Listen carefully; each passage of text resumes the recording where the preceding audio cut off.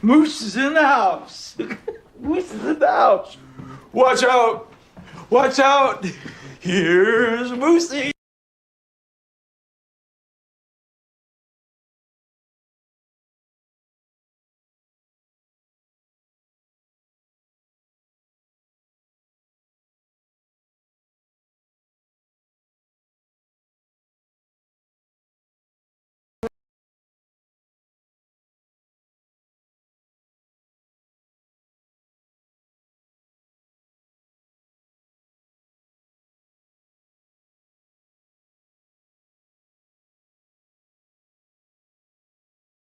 Yeah, there we go. Welcome, welcome, welcome.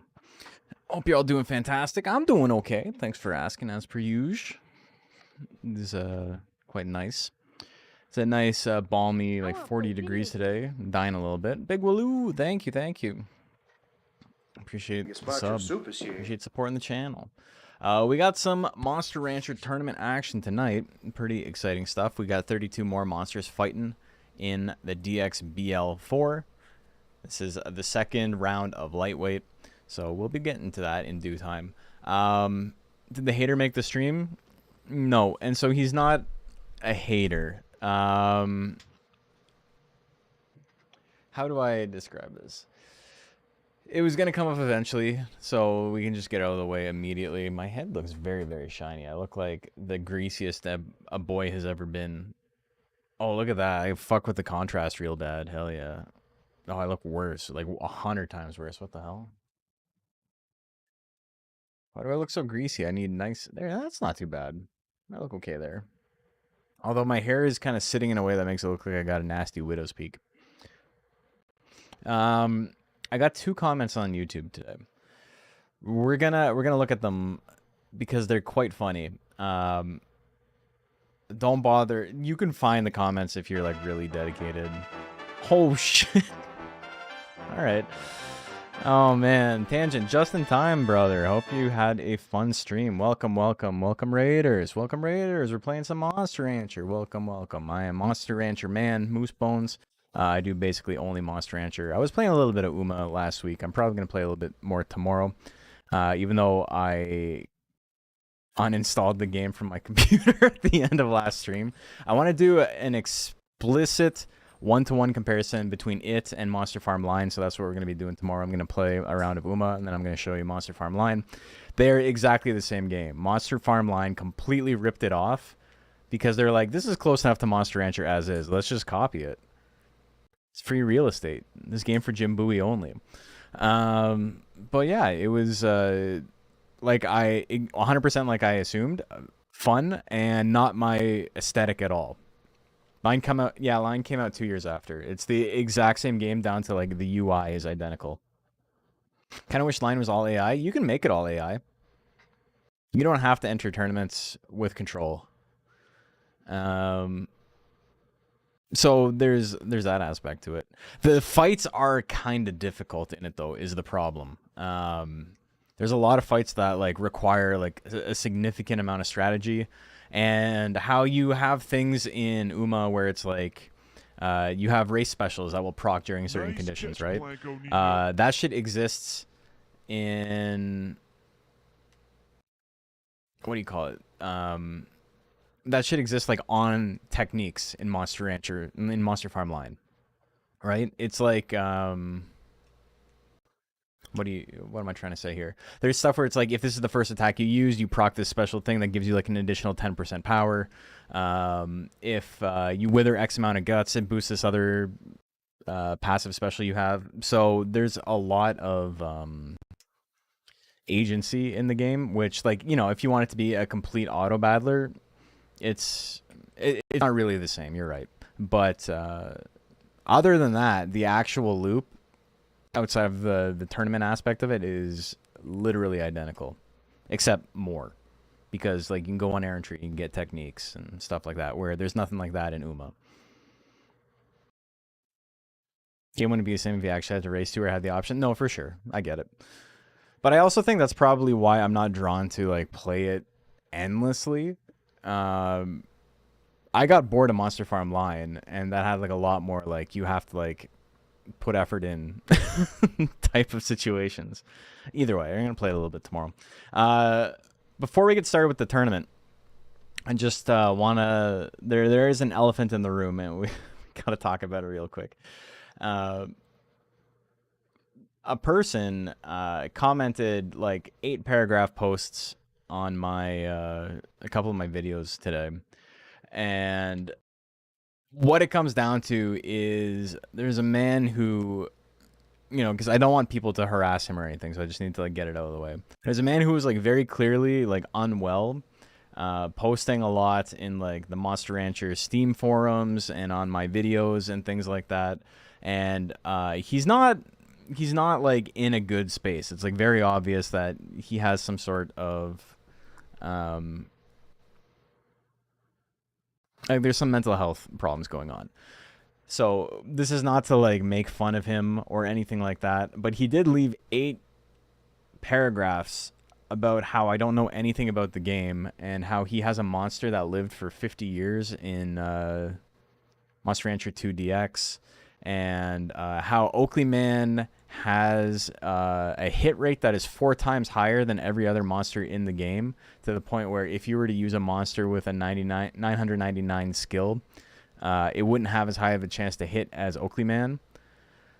Yeah, and also he's like, I'm a game dev, so that's how I know all this stuff. But like we went back and we found some of his old Steam reviews and things like that, and he claims to have been like a dev on Pokemon Diamond and Pearl and some other stuff, and he's like, by all accounts, maybe like 30 years old, maybe like 40 at the absolute oldest. So it's like this Western guy who writes like 1,000-word sentences is not was not helping out on Pokemon Diamond and Pearl. Anyway, if you see comments from him, don't make a big deal of it. It's not, I'm going to try my best to just like limit them and not get into it. He's quite a character. He's not as bad as the anti-Semitic, just ask Walmart guy. The guy who thought that monsters were real and that he had a psychic connection with them and that he was an evolved form of humanity, and that we would all be bowing down to him, and that if you didn't believe him, just ask Walmart, because he had a worm that burrowed underneath the Walmart and destroyed their sewer system.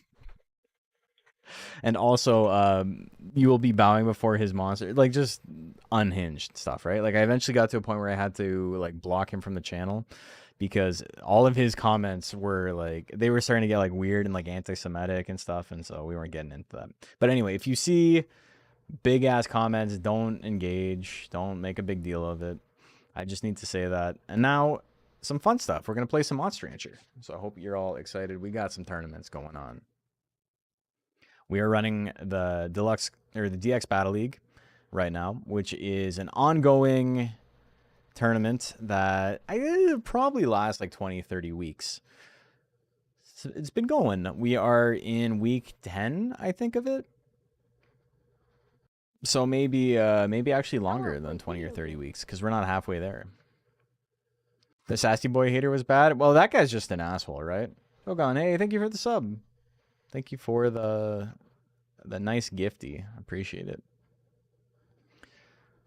But yeah, he was the new guy was like, do not listen to the Monster Rancher community. They are wrong about everything. Only I know how mint leaves work and things like that. And it's like, all right, this guy's there's a lot going on.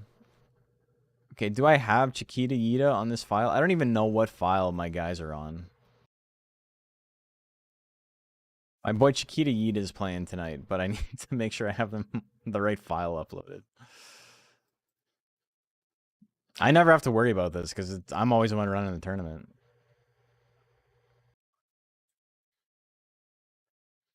Can anyone truly know the mysteries of mint leaf? What was like killing me in the other comments he was making is he was talking about how hold on one sec. I've got the game up. I totally forgot to put the game up. He was talking about stuff that I didn't understand about competitive play. He was saying that defense is a better defensive stat than life, which is like, whatever. You don't know anything about the game. It's fine. You can be wrong. But he was like, you don't understand that video games involve math, and there is an equation that means that defense is important. And it was just like, what are you talking about? Okay, what file is he on? What file is Chiquita Yita on? I don't even know what file my guy's on. Okay, is it 8? It's got to be 8. Do I even do math? There's a lot of people here. Yeah, we got raided by Tangent, which is cool. It's a cool guy doing cool things. He was playing some Uma today, so I was hanging out a little bit.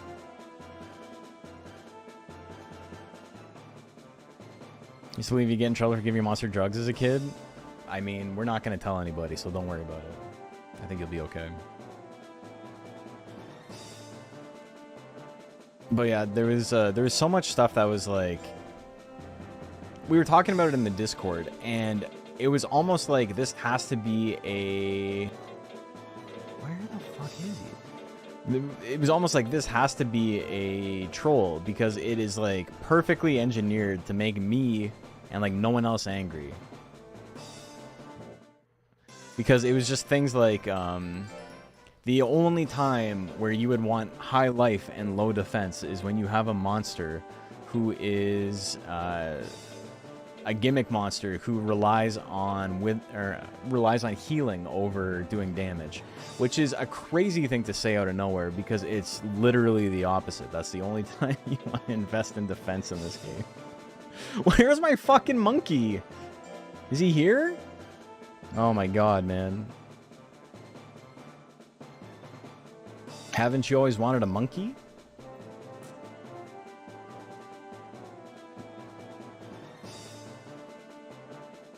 I wouldn't have even... I didn't save over him? I doubt it.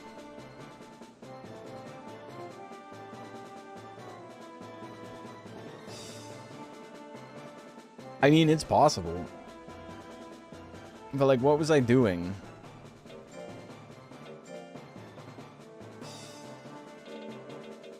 Okay, there we go. We figured it out, don't worry. It's in Final 3. I don't even need it. I don't even need him. We just wanted to make sure we were good to go. Alright, so enough preamble. Welcome, welcome. We're doing this for YouTube now, because I'm going to upload this eventually at some point, maybe like 4 years from now. We got DXBL number 4, lightweight number 5. That's a lot of numbers, a lot of words. Don't worry too much about it. We got Miyatoko and the Mold up first. We're going to put 2 guys in. I'll talk about their stats. We'll do some betting. We'll have a great old time.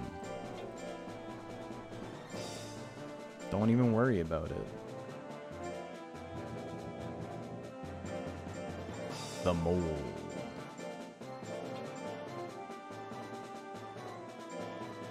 Alright. Hey, Spinda, how are you doing? Okay. Prediction is live.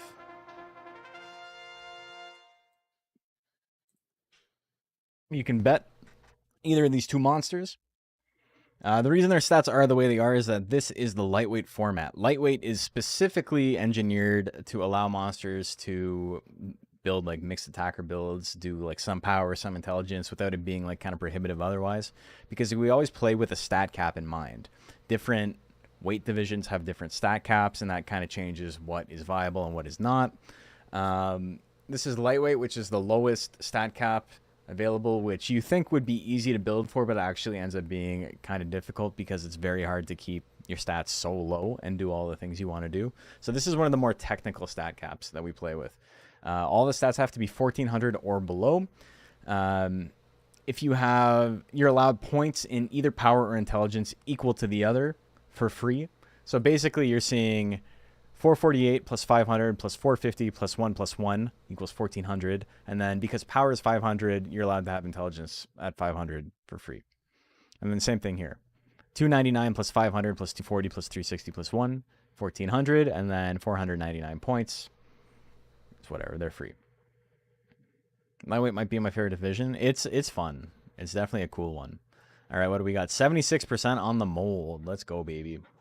Long punch 86%. You're going to see a lot of tanks in this format. There are a couple of really strong speed builds, but tanks are very, very consistent. So a lot of monsters forego being able to dodge in return for being able to just tank everything that comes their way. The mold has a little bit of speed, for example. Much lower life than Mayatoko, but as you can see, he can't build his speed so high that he's able to dodge everything. 1 second left. What's he got? Oh, they both have nothing in slot 3. So Mayatoko positioning itself in a way where it can't be counter hit at the end there. All right, game 2. I-beam opener, huge damage. Been enjoying Uwu lately. I haven't made a good mon for it yet. Okay. I didn't even talk about game 2. There you go. That'll do it. Okay, what's up next? We got Sir Pawsalot and Sono Head up next. This is like, I think, the third monster named Sono Head. We might have a couple of monsters who have entered who aren't actually uploaded. I didn't bother checking. I feel like this far in, I'm not willing to like baby people anymore.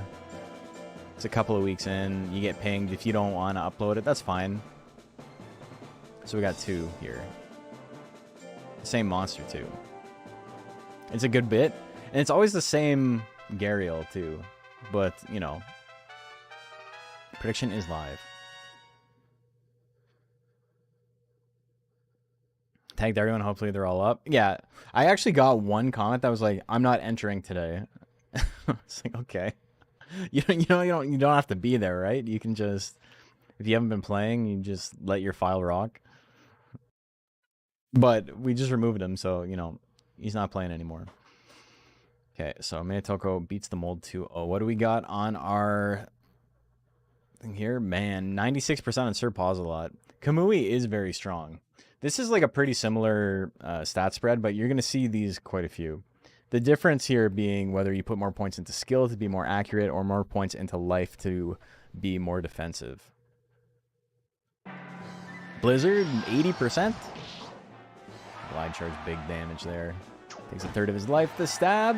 Oh, he's not dead. What's he got? Little glowing head. It's funny because in Monster Rancher 1, the head is a lot more noticeable. And I never unlocked Gariel. Or I remember getting him on the shrine and just being like, this looks really stupid. Because I literally couldn't tell that there was like a hologram head. So I thought it just had like a big stump. So it wasn't until I played Monster Rancher 1 after playing Monster Rancher 2 that I realized it was like, it was actually a thing. Like the head. Oh shit. Sir Pawsalot gonna take that with 2 stabs. That was 2-0, right? Yeah, Kamui is available in this despite being unbelievably strong. Because why not? Alright. Hey, Skeletorn. Welcome, welcome. Okay, Tatami Matt and Dial up next.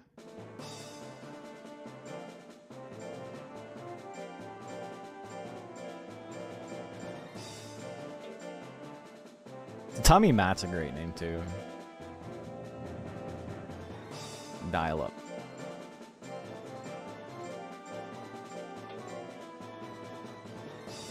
Oh, it helps if I don't spell Diak.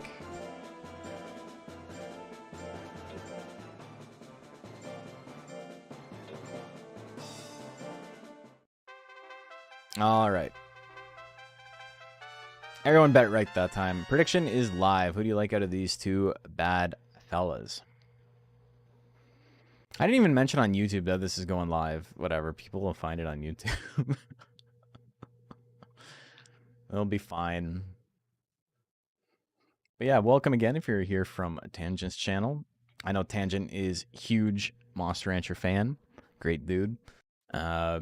Monster Rancher is all I focus on, really, because I don't need streaming to pay my bills. I spoke with Tangent about it before, but like, you know, if Monster Rancher is a little bit more popular, I'm sure he'd stream it a little bit more, but it's a business. It's a business. We were talking about it in the last Uma stream too, because Northern Lion was like, people kept going up to him and being like, why don't you just play Monster Rancher instead? And he's like, brother, I got bills to pay. Do I play the Horse Girl game that gets me 40,000 concurrent viewers, or do I play a game that's a re-release of a game from 1999 that nobody cares about? Also, to tell me that with a quick one. Can't be mad about it. Ooh, energy steal in the anger.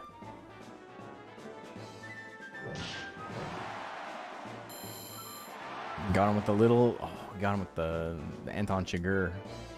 The laser. The spike bite and misses at 51. Leaf gun not going to do enough. The Tommy Matt's still in a really good spot here. Needs a cheaper attack, though. He keeps getting smoked. There's knock at 74. All right, not a cheap attack, but very, very accurate. Mixed format, Mono is a beast. There's not really a format where Mono is, like, bad. Having access to his intelligence text, too, is, like, obviously very good for him. But his just regular-ass power build is so unbelievably good. All right, a bunch of 2-0s today so far. Don't Smell and Dayton Airways.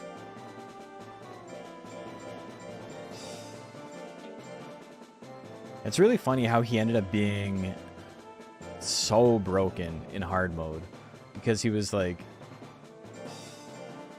buffed, like not even significantly, just a little bit.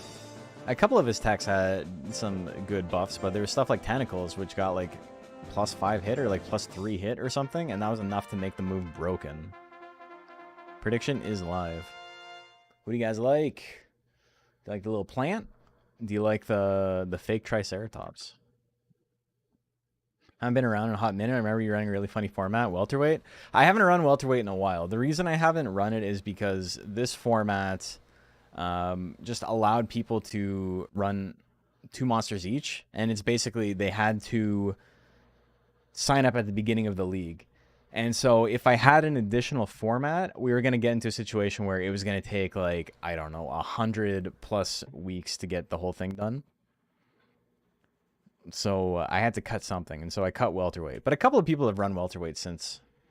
It is funny. It's just, it's so unpredictable. 61% on Dayton Airways.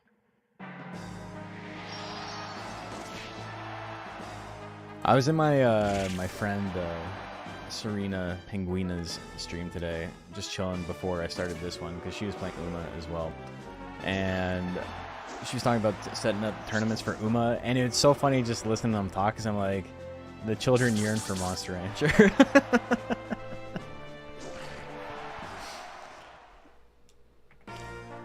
That's what they want. That's all they want. You're watching the VODs when I'm working tomorrow? Hell yeah.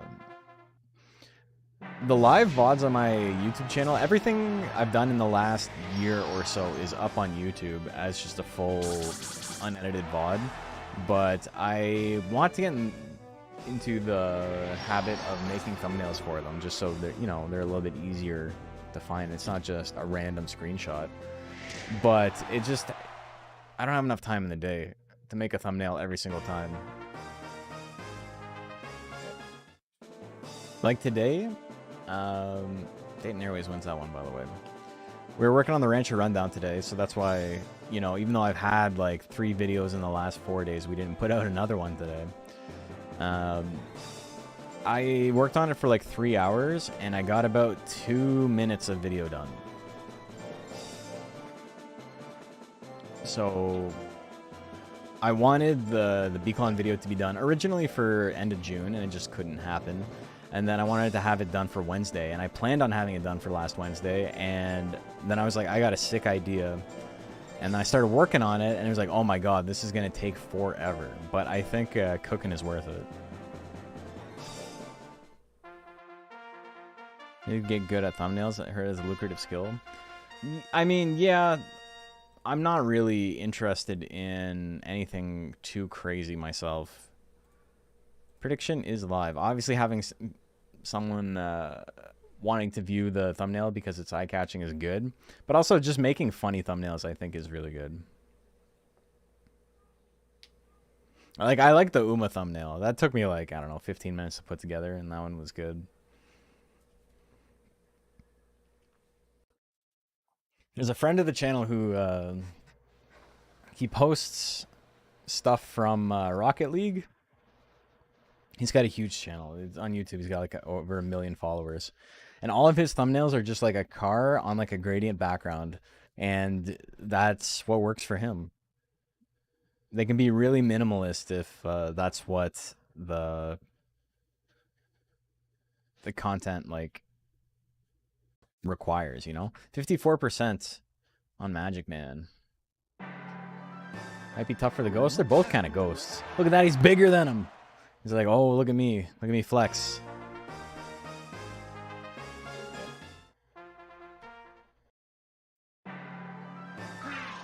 The magic pot opener. Alright. Pigeon bomb miss. It should have been hard for Glass Joe, but numbers don't mean anything.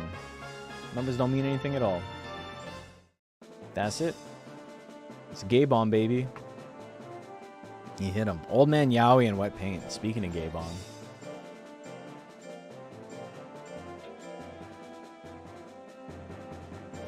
Also, Goat, I got a bone to pick. You told me to turn off turn up the Uma stream and like the background, and then when I was editing, or rather when I was watching the edit that Project L put together, I was like, the background music is so loud.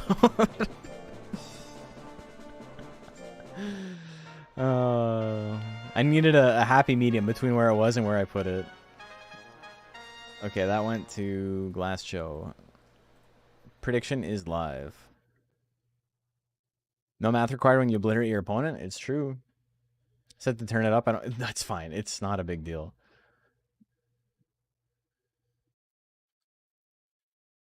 It's just funny. But also, like, it might have been better for you after I did that. So it's not even like you're like, oh, turn it up, and then it's like, oh, this sounds like shit. But I'm not gonna tell him. you wouldn't do that. 90%. Merely 1 year old. But look, it's a hard one though. That man's been working in the mines. Big snowstorm opener. Good damage. Oh, the flattening X miss. What are you gonna do? Frantic rush, best move in the game. He's got the power triple beams. You're extremely dead, brother. Holy moly. Holy moly. You got him. Oh, the ice meteor miss. Charge, double charge. Misses the second one. And the spike bite miss as well. Snowstorm gonna do good damage. Wither all his guts away.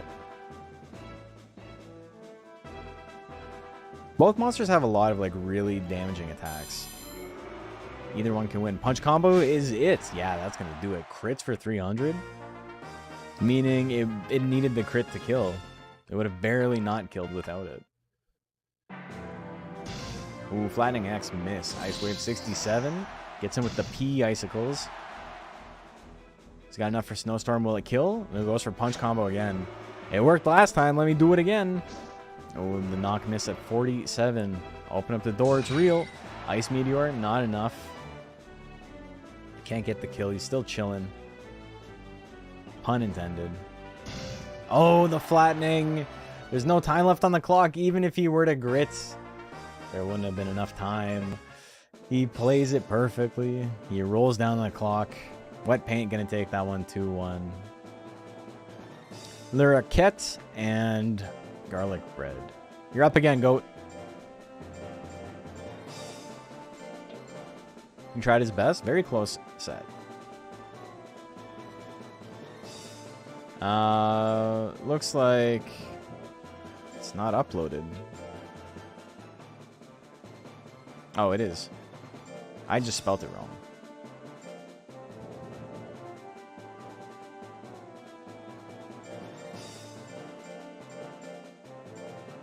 Garlic bee. So it helps if I spell the name right.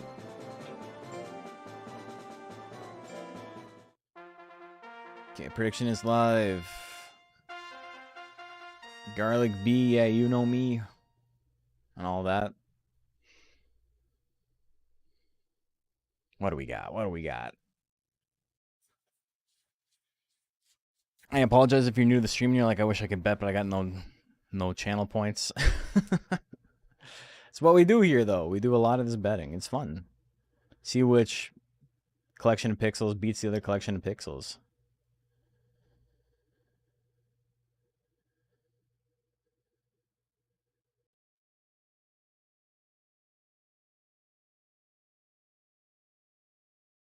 Okay, where do we go? 80% on garlic bread. Here we go. Maximal zap opener? Holy moly. Good chance to hit, though. This is really the only format where you ever see maximal zap, or even regular zap, or any intelligence text on Mew. No maximal zap this time. Goes for Twiddling 2 instead. Lands it. Huge damage on the crit. Combination, though, that's going to be pretty good for the cost. They can both swing. Bite. Oh. Is it going to be enough? Needs a crit. Punch not going to do it. 2 punches. 3 punches. We see grit. We do. Both monsters can attack. Who swings first? Another punch. Oh, no. What about minimal zap? That's Nighton Shock. He gets him. Punch to death. Right in the dog face. Chomper and Peter Schmidt up next. A little Chomper here.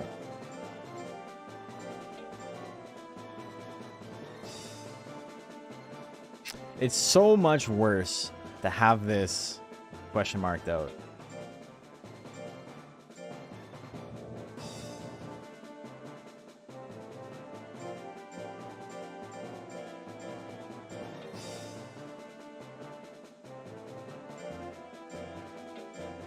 I forgot we had the mixed attacker Naga, yeah. Okay. Prediction is live. Who do you guys like?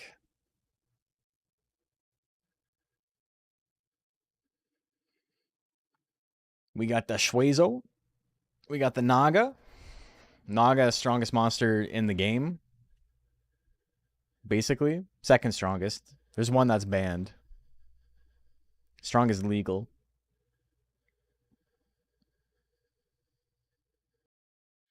But people still liking Chomper here because I think this low life is like off-putting to people. Ah, I lied.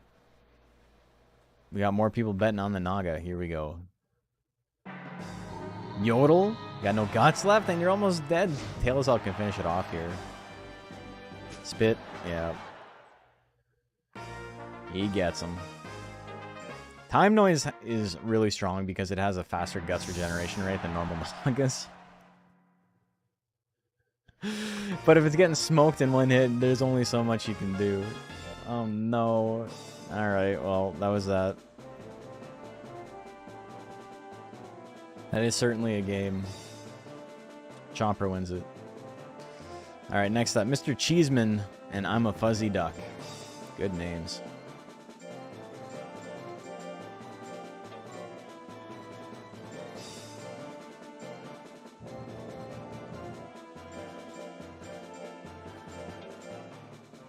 Looked away for 1 second. Yeah, you did. The I-beam. I-beam opener in that matchup, very, very strong. Okay, predictions live. Who do you guys like? Hey, it's the Cheese Man. Here from Cheese Land. Ah, it's the cheese man.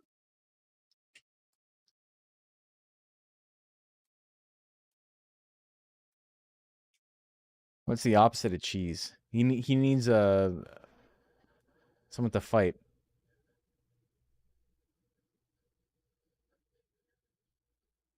I don't know. Yogurt? Mold? He needs to fight the mold? The mold, man. 99% on the cheeseman. Ugh. Hair in my mouth. I mean, artist golem turned out really well, sick. He is a bit of a cheeseman. Fuzzy Mochi spawn off King Gizzards, I'm in your mind, Fuzz.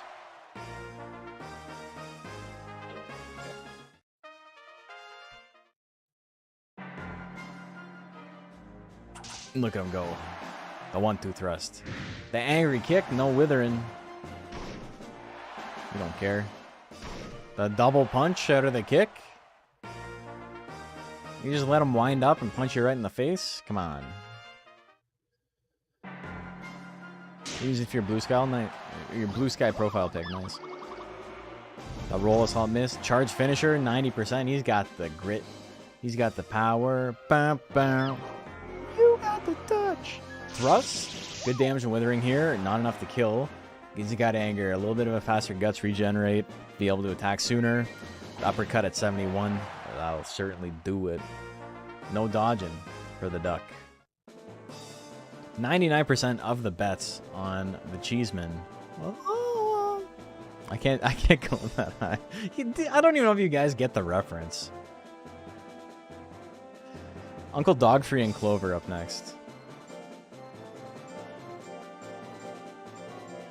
Fighter of the night, man.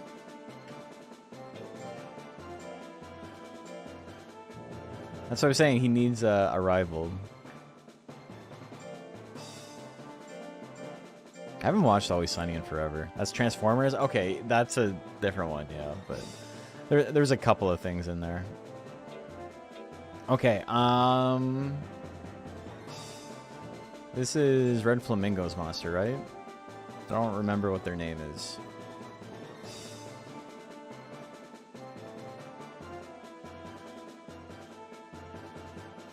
Marina, okay.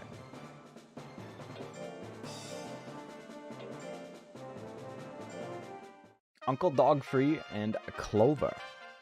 Okay, prediction is live. You guys like?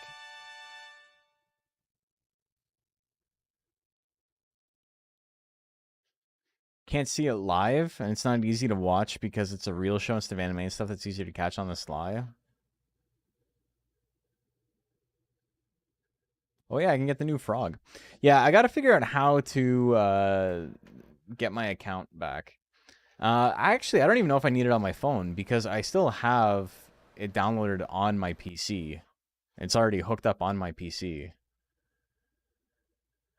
I remember that was a thing when I got it running on my PC. I had to remove the data from my phone to put it on the PC. And then when I wanted it back on my phone, I needed to remove the data from my PC to put it back on the phone. But I don't think I ever put it back on the phone. So we might be okay. Dapper Frog would be sick. Is it like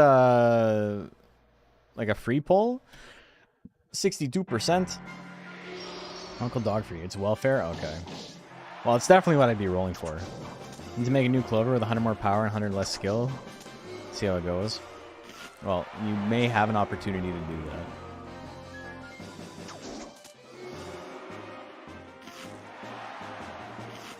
Ooh, the bite.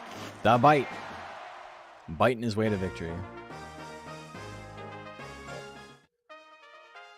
Just gotta get a few tokens, get in the little shop. That's cool.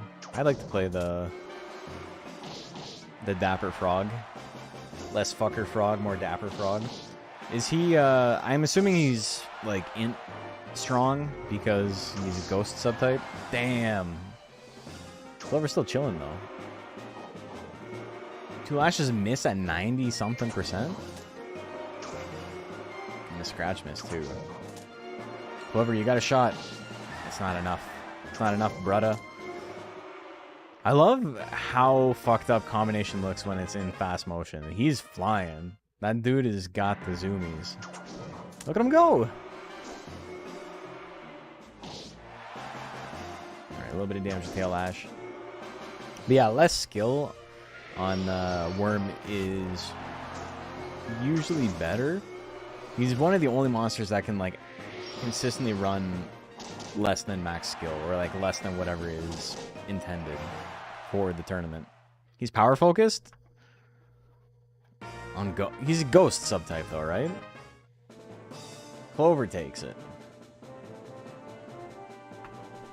2-1. Duck Wild and Verdant up next.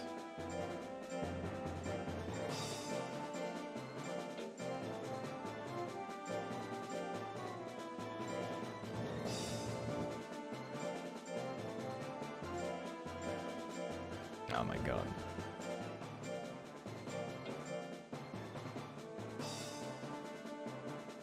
It's a mono. It's a Krauthaus monster. Okay, that went to the underdog, which is ironically not a dog. Prediction is live. Who do you guys like?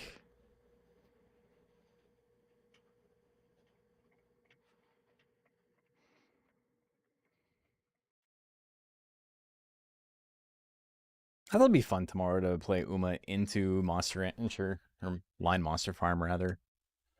I was originally last week going to play, on the Friday, I was going to play Gallop Racer and be like the real Horse Girl game. But then I got invited out to dinner, and so I was like, I should hang out with my friends on the weekend for the first time I get to do that in 100 years instead of playing a video game. 52% on Verdant.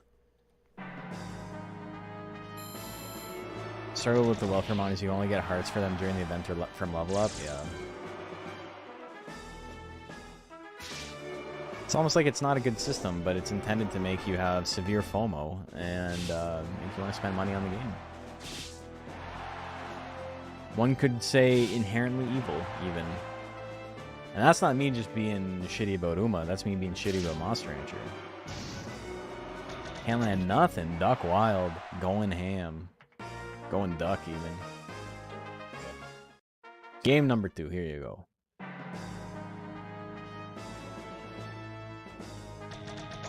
Only bother for tech registration?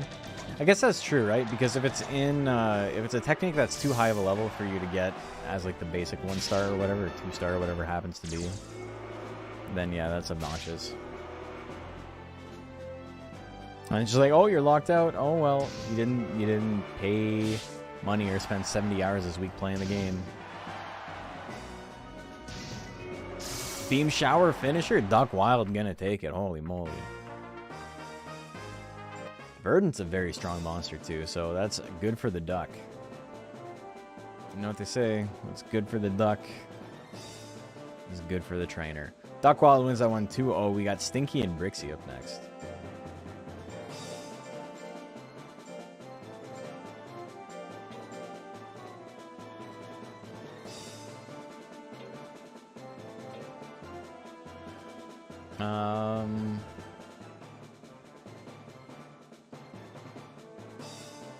It's Josiah, right? Yeah. The Kato. Uh-oh.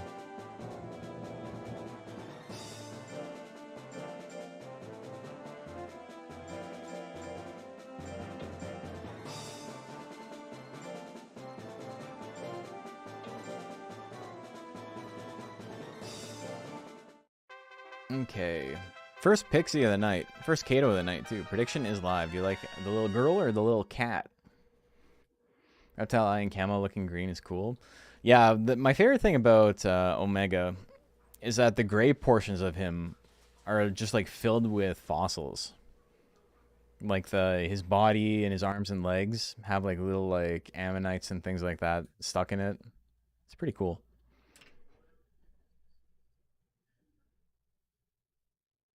They really went all in with like the prehistoric motif on him. 66% on the Pixie. Here we go. Undo a Blue Phoenix. Blue Phoenix is cool. Really strong and lightweight. To the point where it was banned for quite a while. was unbanned for this tournament, but nobody ran one. I don't think.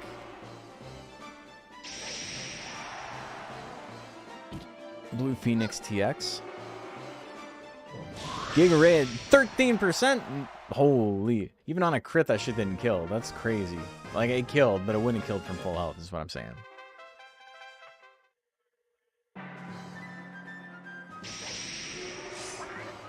Aerial Claw gonna do a huge chunk. Ooh, missed the second one. 50 gets lead, could do big damage. Misses at 22% though. Not super accurate. The kick. Slash Claw miss at 83. Another Giga Ray, another crit at below 20%. Well. Alright. That's unfortunate. But that's why we do 3 fights per monster a night. Got a chance to redeem yourself. What speed? That's what I'm saying. Takamura and I'm full of soup up next.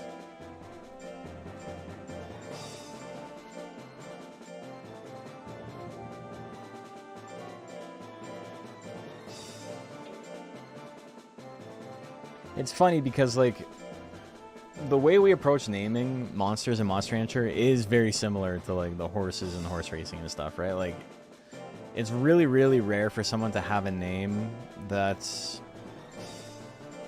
already out there. Sono Head is, like, maybe the most well-known example of 2 monsters having the same name. Like, 2 competitive monsters having the same name. Prediction is live. People are always trying to come up with their own stuff. There's no other monster named I'm full of soup. That's not like that's not a common name. There's just this one. Monsters are just horses. It's true.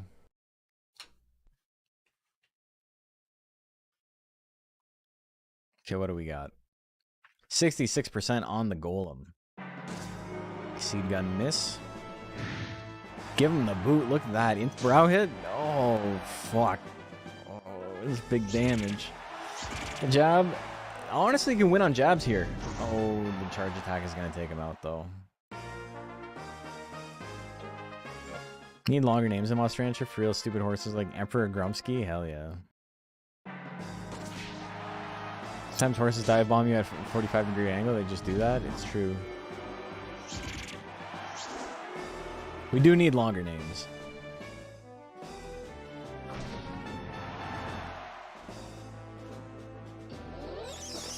Oh, Soup is gonna win it. Oh, there's the grit. Takamura's not out yet. Hits with the slap. That's the champ, baby. Takamura. Misses the plant combo in anger. The kick is gonna land. That's gonna be it. Look at that. He took out his life bar twice. Takamura does it. Golem can't be beat, man.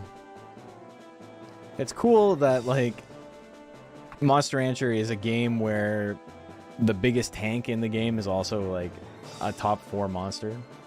I Want You Died in Bartholomew's, because that's not the case in most games. He's got slow resource regen. He's got, you know, not great stat gains. None of it matters. Because they cranked up the numbers on his text like way too high.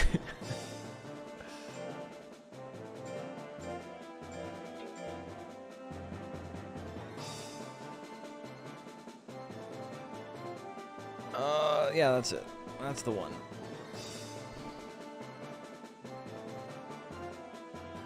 Tank life is a struggle in other formats. It's true. It's true. It do be. It do be. One, this is 2. I forgot this was a worm. Prediction is live. Who do you guys like?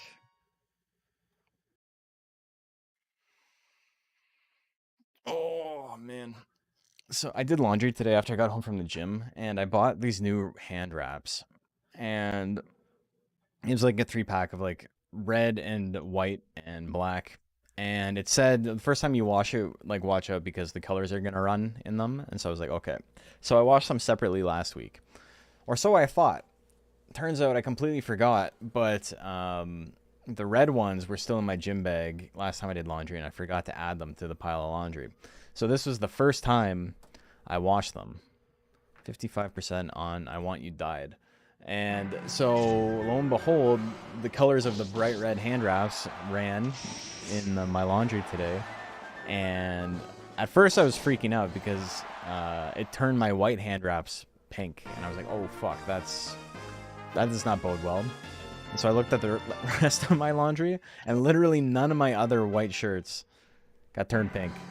It was just my hand wraps. So I lucked out. The colors ran, but they only ran so far, I guess.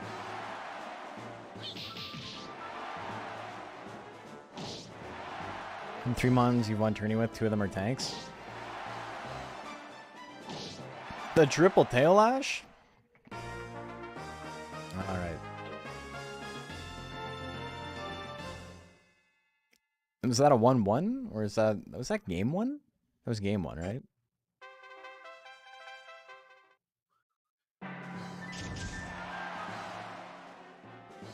Someone will correct me if I'm wrong. 4-1-2-0? Okay, thank you. Worm's doing good today. Next up, Jack of Asses and Captain Crunch.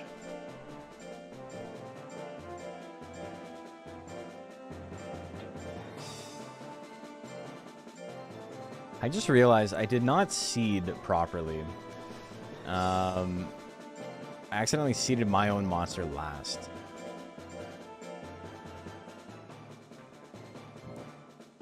Not a huge deal, because there's 3 rounds, but I gotta fight Thanatos first.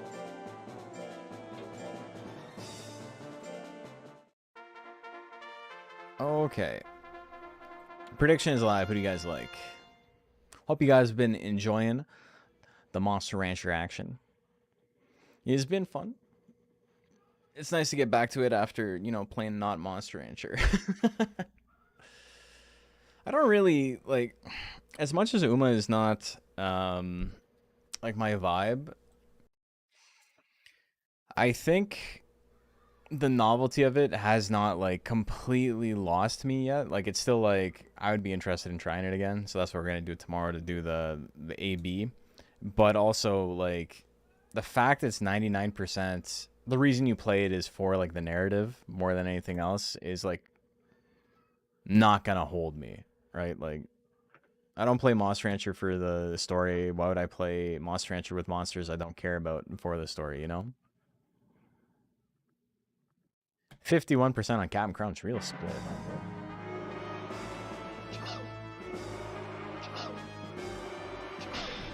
Death Punch, big damage. Ooh, the Death Cutter. We don't see Mixed Attacker Joker too often, even though, you know, he seems like he would be built for it, just because his intelligence techs are so much worse than his power techs. Is that a brown mask? Can brown mask legal in my tourneys? They are, yes. Really different kind of stream game where you're reading all the story and your runs take 1 to 3 hours. Oh, I'm absolutely not going to do that. We're playing. You guys aren't watching me to listen to story. You're watching me to watch me burn through a game all analytical like. The Death Energy miss. Heavy blow, big damage. Standing in line at the show tonight. There's a light on. Heavy blow hits the Thunderbolt. By the way, I tried to say, I don't know where I'm going with that. But every time I hear heavy blow, I think dun dun dun dun dun dun dun bum bum boom boom boom boom bum boom bum bum. I don't like Red Hot Chili Peppers at all, but that shit gets stuck in my head. Dude, I was watching the new Love, Death, and Robots season, which is like specifically very bad in an anthology series that is already like pretty weak. I think there's like 1 episode I like kind of liked, and like all of it was like really awful.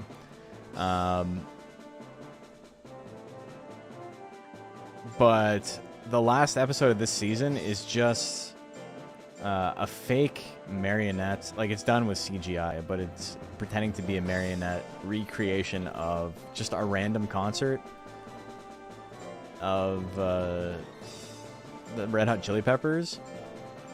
And if you don't know, like, Love, Death, and Robots is a anthology series of, like, sci-fi stuff. So it just, I was like, who fucking wanted this? And then I looked on IMDb and it's rated like 1.5 or something out of 10. Like, everybody hated it. But they also gave an episode that I thought was like unbelievably stupid, and like you have to have the brain of like a toddler to enjoy it, like an 8. So I don't know. I don't know if you can use IMDb for anything. Prediction is live. Wife and I kept waiting for something weird to happen, and when it was over, it was just like, why? Yeah, and for it to be like the season finale is like fucked up.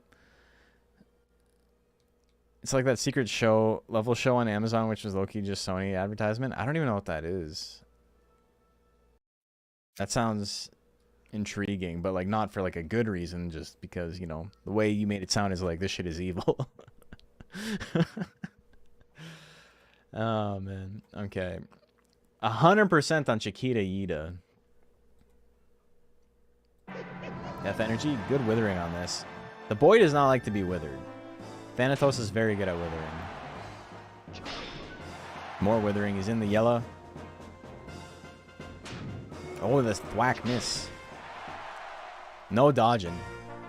At first I was like, oh, you know what? It makes sense he isn't dodging. I got 500 speed. Let me dodge something. What the fuck?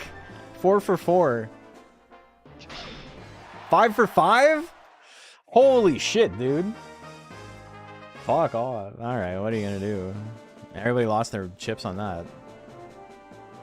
That shit sucked.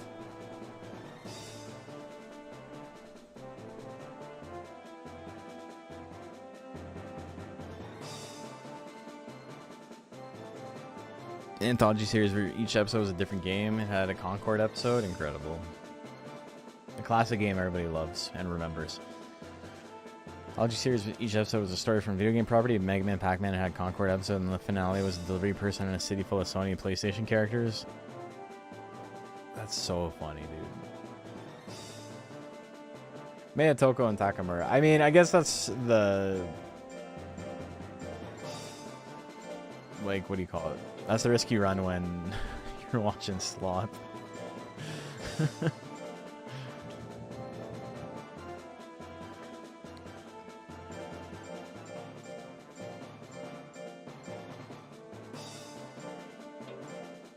Did you see the...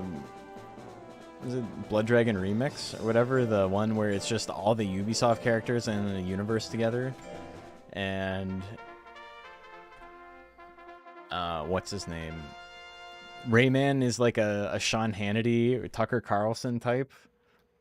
Like mouthpiece for the state. Like right-wing media. Fascist media. It's so fucking funny. It's not like a great show, but just Rayman in that position is really funny to me. The rest of it is like whatever. Cody Rhodes was also there, yeah.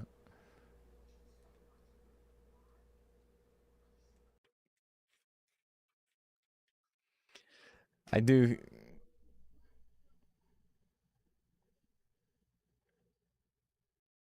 Rayman eating sushi off a cowgirl's ass isn't something I was expecting from that show. I don't know what you were expecting from that show in the first place, to be honest.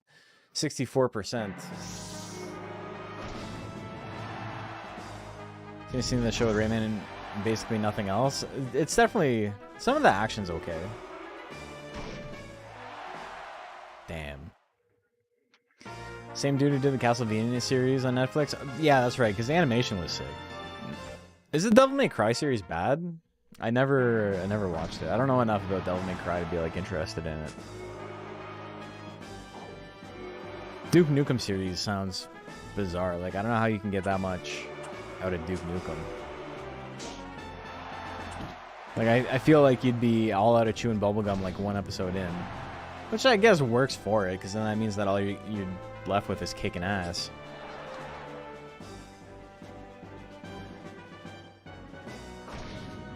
The earthquake's going crazy here. Holy moly.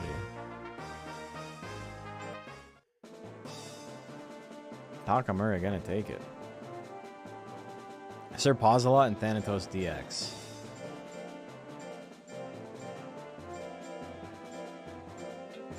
Like hype moments and aura and had ADHD, you'd love Devil May Cry. Damn.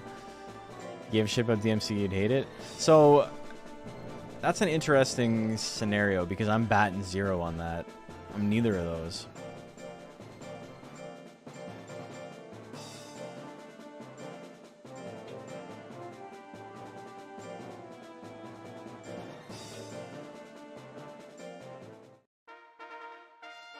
Okay, that went to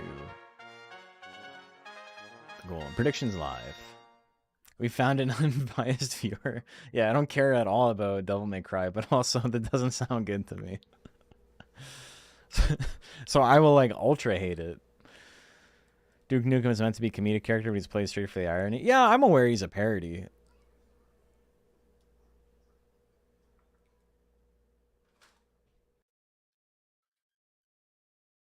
They need a Captain Keen TV show. That's what we're missing right now. 66% on Sir Pause-A-Lot. Or a Jazz Jackrabbit TV show.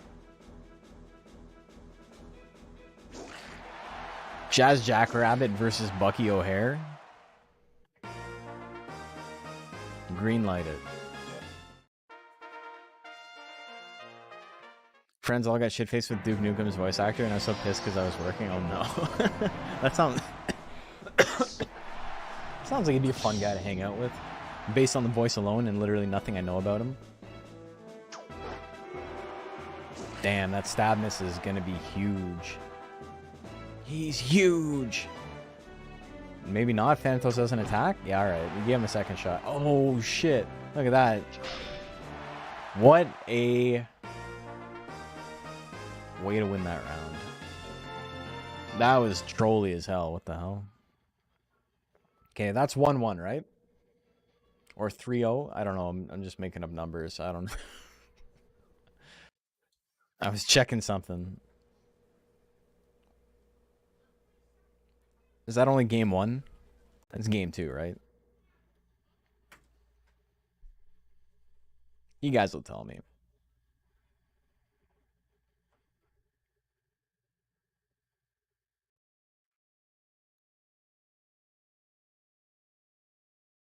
You got a brain frog today? I feel that.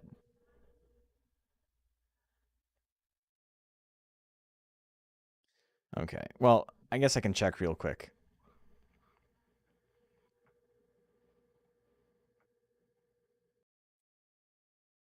I hate that if I am watching, like, there's no easy way to just like scroll back on Twitch to see what's going on. You have to click on the name, you have to go to videos, you need to click on the most recent video, and then it will show you where are we at.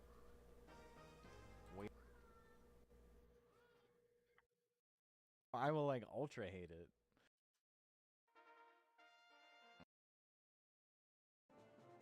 Okay, let's see. TV show. I know about him.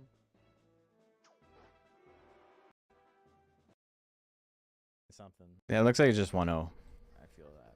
Third round? One guy to hang out with. They need Duke Nukem.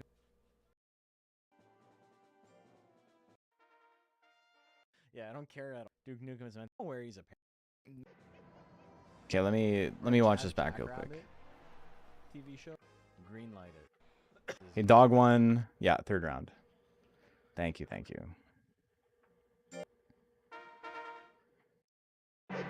First game is pretty quick. Death Energy. It's so much easier to check on YouTube. I should just have YouTube open. And the stab? Alright, all of that. It took like 10 times longer to check than it did for the third game to play out. Oh my god. Alright, well that'll do it. Okay, so Doggy wins. Doggy time. Next up to Tommy Matt and Dayton Airways.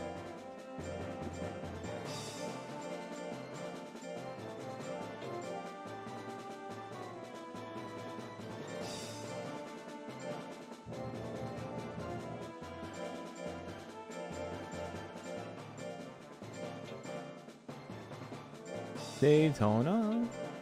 Rolling start. Okay. I went too high on that. Prediction is live. Who do you guys like? Do you like the wall or the dog? Got some betting action going on right now.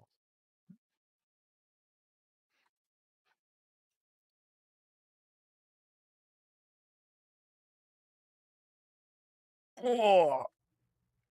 How was your guys' weekend? I really only have to work weekends in July, so it's nice. It's actually a mat? Okay, fair.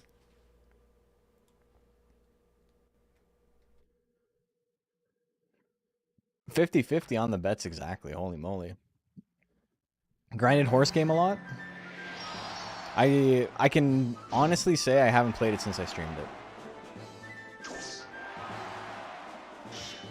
Spike bite, big damage.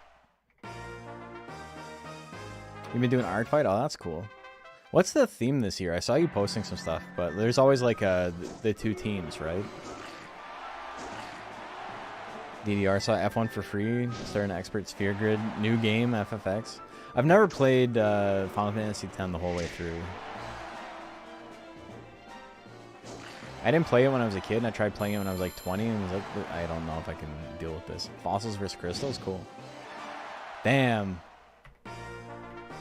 Lobotomizes the dog, he gets back up, and beats his ass again. Okay. The Tommy Matt, gonna take that. Glass Joe and Wet Paint up next.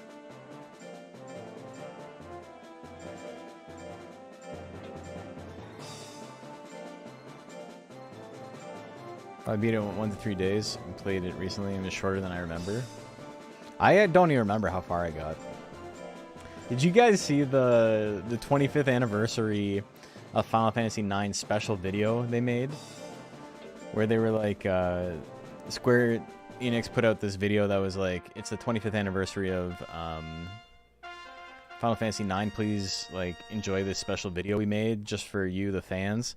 And it's just a minute of like a collage of snippets of in-game FMVs from Final Fantasy IX. Like, none of it is new.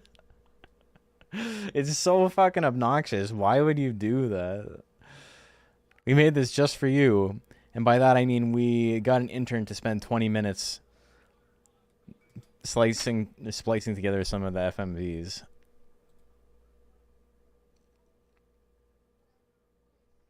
65% on wet paint. I don't think Final Fantasy IX needs to be remade. I would be hyped if it was, especially along the lines of like a Final Fantasy VII remake or whatever. If they were to do that with 9, I would love that. I would play the shit out of it, but I don't think it needs to be made. I think Final Fantasy IX is a perfect game, as is.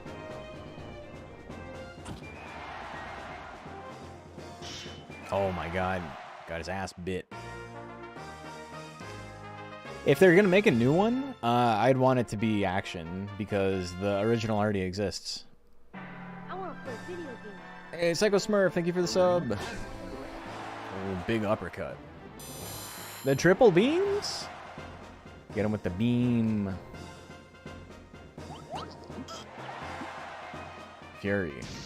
The Fury flattening? You got a hype train, you know what that means. Completely meaningless for a stream my size, but oh my god, the pigeon bomb, he takes it with 1 HP. Hey, Shelter. Thank you. Very kind of you. I saw you were back a couple of days ago. Welcome back, welcome back. Hope you've been doing well. Ooh, the pigeon bomb. Don't I want to see a modern ATB system? I don't really care. It says Garnet 9, who may have stronger opinions on this than me. No, I think Final Fantasy IX is a perfect game as is, and it's okay if it doesn't get changed at all.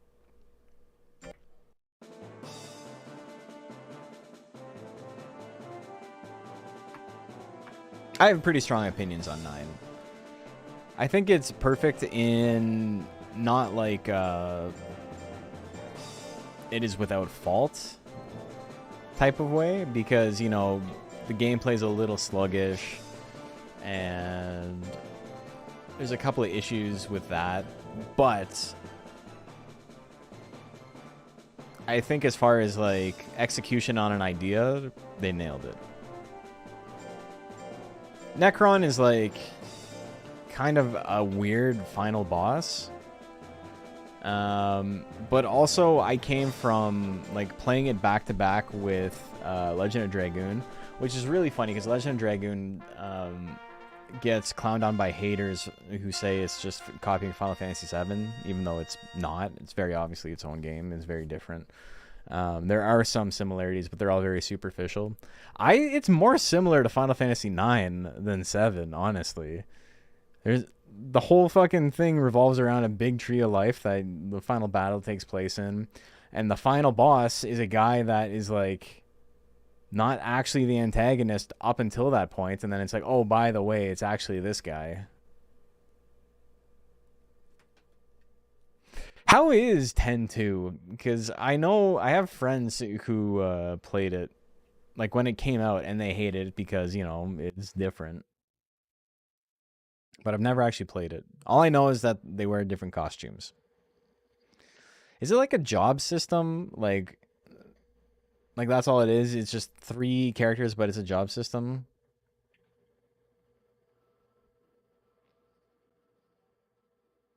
Fun little system. The game is terrible. Damn. Costume determines your class. Okay. 64% on Clover. I remember one was like, there was like a teddy bear one or something.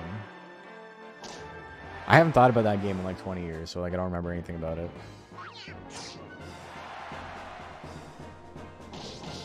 Necron feels out of place. He is. I feel like Kuja is probably a fine final boss. That would have been an okay end to the story. They didn't need to keep going. But like Melbu From is kind of the same way. It's not like... It's revealed that Melbu Frama in Legend of Dragoon has been like pulling the strings the whole time, and it's like he's not like a nobody. Like they talk about him leading up to it, but it's not explicit that he is like the evil guy. He's just a guy that existed. Necron's battle theme was too good. Trans Kuja was so hard, dude. The fact that it's like, do you have to fight... You fight Deathmeister, or whatever his name is. What's the name of his pet first, and then Kuja, and then Trans Kuja back to back to back, right?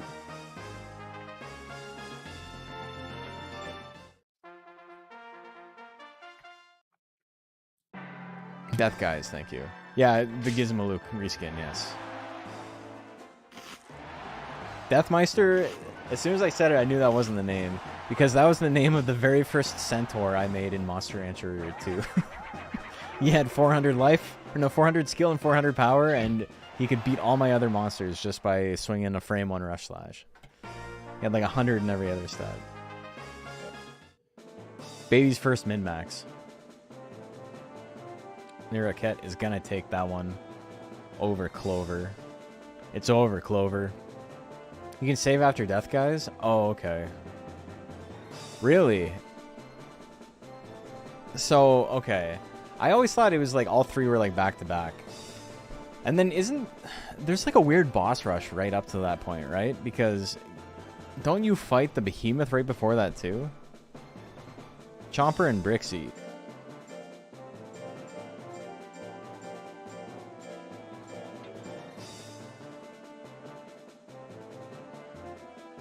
Silver Dragon, Garland, and then Kuja. Okay, yeah.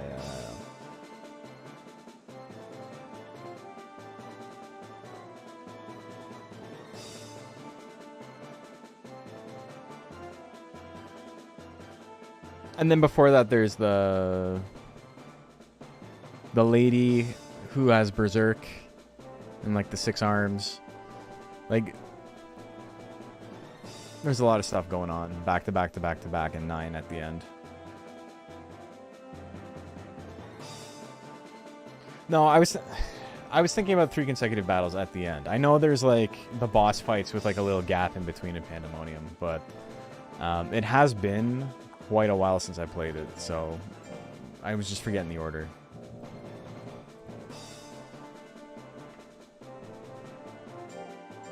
So Andrew, you just did a run of it, right? Where you got Excalibur 2. I've never gotten Excalibur 2 in it. I've never bothered to do it. But it's also because I don't really like playing with Steiner at all.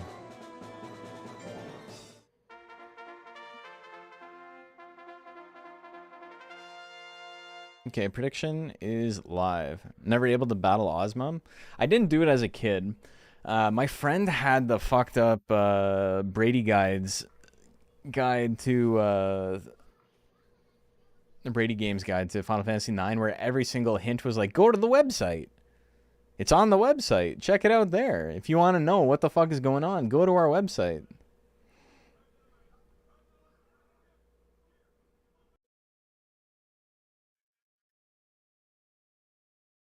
And is the death guys almost immediately after his trans Kuja. Yeah, okay. So that is what I'm thinking. As a kid, and I don't remember as an adult when I played it, but I remember it being like Death Guys was like kind of obnoxious, but then trying to fight Kuja immediately after without a gap in the middle was what was causing all my strife. Like I couldn't do it. 53% on Chomper, but I'm hearing that there's like a 3 pixel gap, so you can get ready for the next one. You die or somehow are healed even though you died in the actual story, and then you fight Necron. Yeah. Yeah, that's true. You fight like the god of the dead afterwards, which is who Necron is. But it's just bizarre because it's like, who is this guy? Who is this? Who are these guys? I gotta make that a sound effect too. I think you can get Tetramaster card of Ozma before you fight him. Yeah. So it's like, they know he exists. He's just like a special god. The Ozma fight, we were talking about it the other stream, and someone was like, Ozma fight kind of sucks because all you get out of it is the Odin summon. And I disagree. I think what you get out of the Ozma fight is the ability to fight Ozma. I think that's what makes it cool. That was a 2-0, right? I don't really care about the Odin summon. It's funny to have a summon that takes literally 3 minutes to do the animation for. Like, that's silly as hell, and I love that. I love how extra it is. But the Ozma fight is for the ability to fight Ozma, because it's fun to do stuff in games. Funny if you could beat Ark. Sorry, yeah, Ark, not Odin. Yes.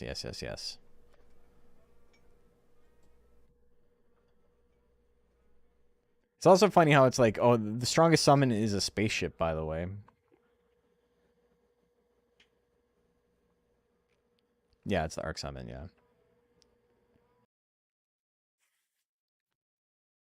Two for Swayzer, thank you, yeah.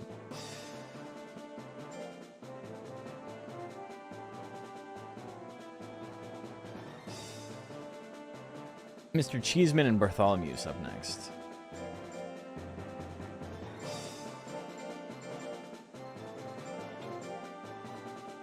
You can steal dark matter from the marble for Odin? Yeah.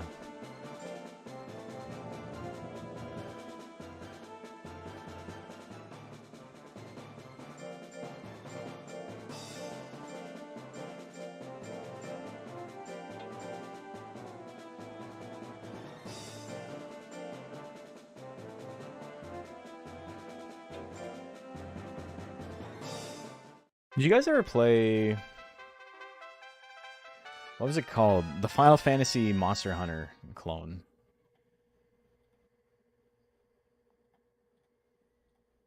Prediction is live. Explorers or adventurers or something?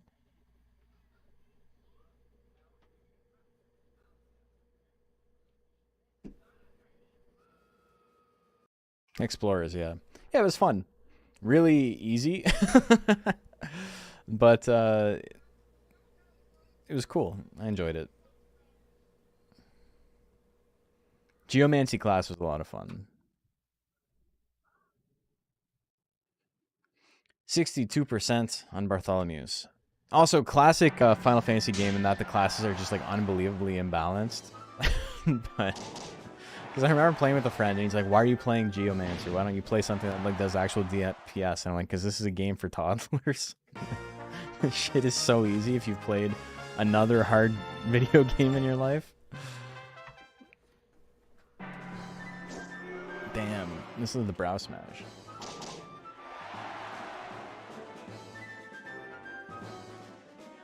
That palm strike miss.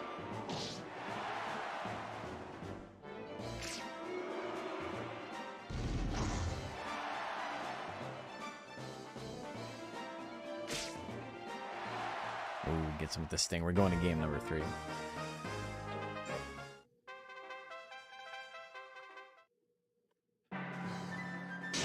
Damn. Brow smash off the rip again. I saw someone on Blue Sky, and this is a person that, like, you know, I'm not friends with them, but I follow them, they follow me, and I have respect for their opinions and things like that.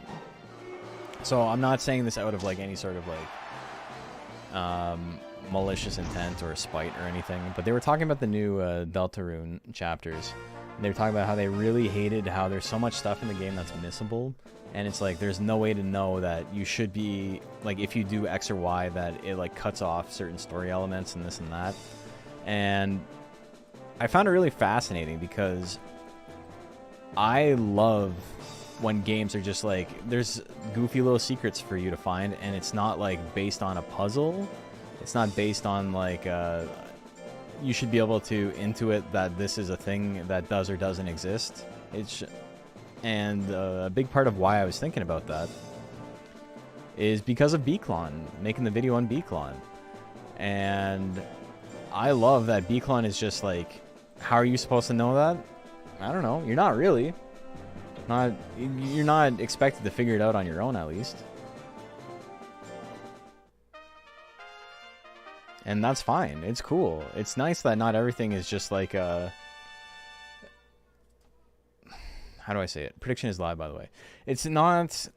There's not a list of, like, things to do, because I find that shit so overwhelming. When it's just like, oh, you can do... these are all the things you need to do in order to unlock everything. It's like, I don't like that. Missable stuff feels bad, but... For example, in, like, Final Fantasy VII and Stardust or something like... Not Final Fantasy VII. Legend of Dragoon. They're different games, guys. They're completely different. There's no similarities. The Stardust collection in Legend of Dragoon, you can miss it, and then you don't get access to a secret super boss. You don't get the strongest armor in the game. But, like, none of that is necessary to beat the game. If you want to go out of your way and do it as, like, a special challenge, then you can do that, and it's fine. I don't feel like the game is worse off for not being like, oh, by the way, there's this thing that, like, you're missing. You need to go collect all these items, or else you're going to miss the thing. Where are the horses at? They'll be here tomorrow. Don't worry. Because there's two things.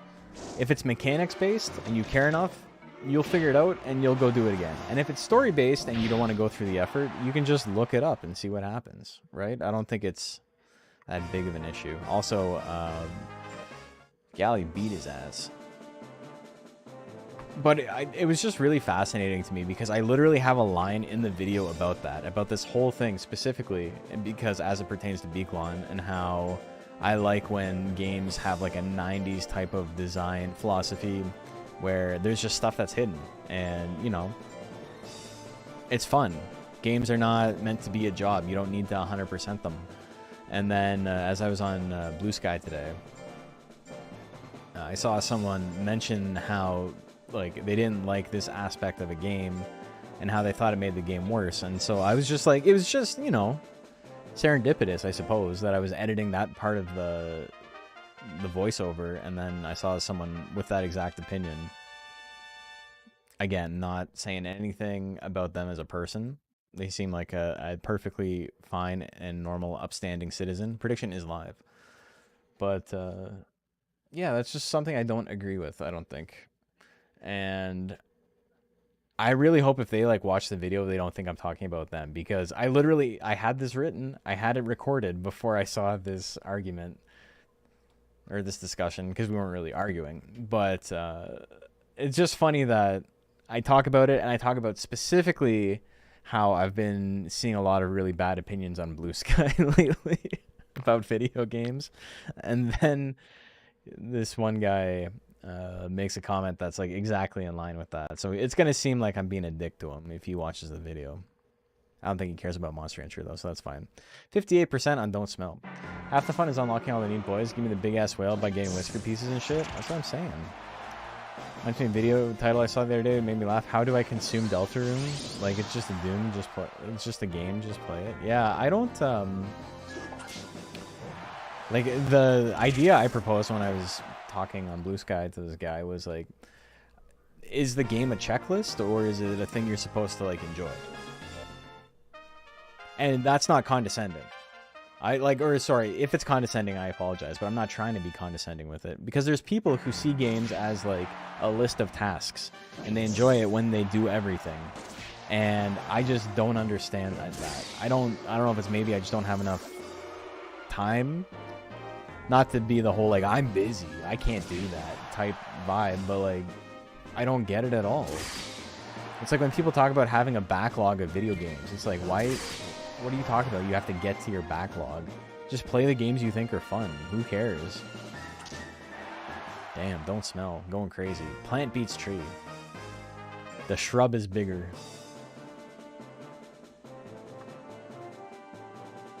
Old Man Yowie and Magic Man. Old Man Yowie, my life.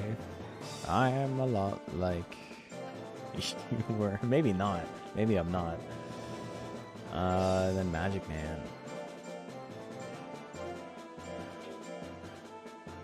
It's like a backlog. So I'm not talking about it. How do I describe this? I'm not trying to say it with any sort of like negative intention. There are specific people who approach a backlog as if like it's a to-do list. Like it's a list of chores, right?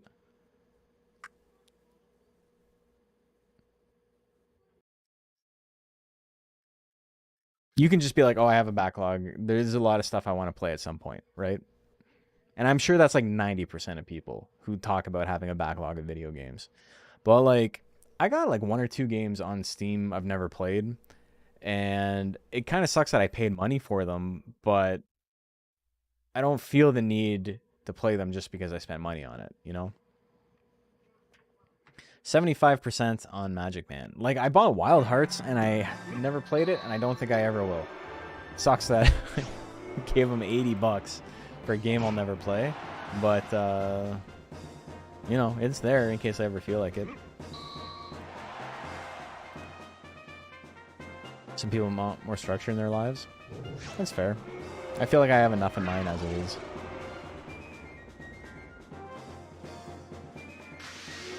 Big cold breath miss. Wild Heart stream? Like, literally never. And that's not me an indictment of the game or anything. It's just... I didn't even buy the new Monster Hunter. I think I'm kind of done with that in general. Rise was fun. The games are becoming something I don't enjoy, though. Monster Hunter was something I was, like, super into in my early to mid-20s. And, you know, not so much anymore. Wild stream with the 2 people in chat who bought it. Just me and Super Rad. And I don't think he bought it. I think it was gifted to him.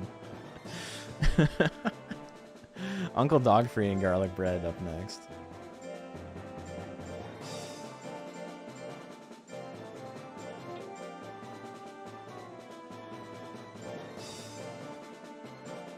You know what's kind of crazy? The more I think about Uma, the more...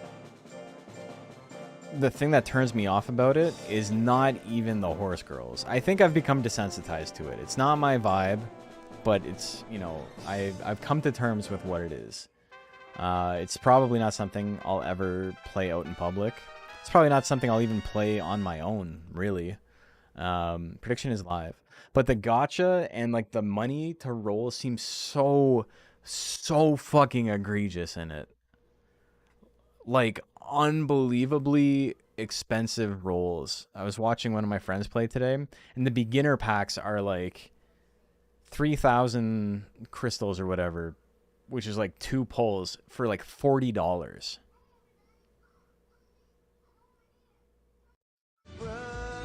It's and the thing that's like frustrating about it is that the Monster Rancher one is the same way. It's just that we can't actually spend money on it because you need a Japanese Google or Apple account, which is very hard to spoof. 57% on Uncle Dogfree. Pay to win is lame as fuck. Yeah, and they'll tell you, anybody who's like into it and is like drank the Kool-Aid will be like, actually it's some of the best units are like really low cost. Like you don't actually need to spend money to play the game. And it's like, okay, fine. Yeah, like every other gacha that exists, but you're going to get to a point where you want to do PvP and you're getting smoked by people who drop $1,000 a month. That's a very conservative amount. There's people who are dropping like $20,000 a month or more. But you're going to see the gap. It's going to be very obvious very quickly. People like to pretend it's not that way, but it absolutely is.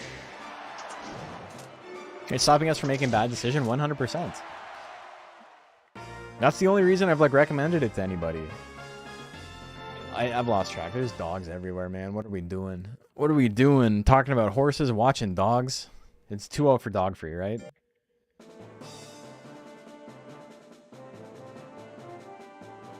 Ripperoonie. Stinky and Peter Schmidt up next.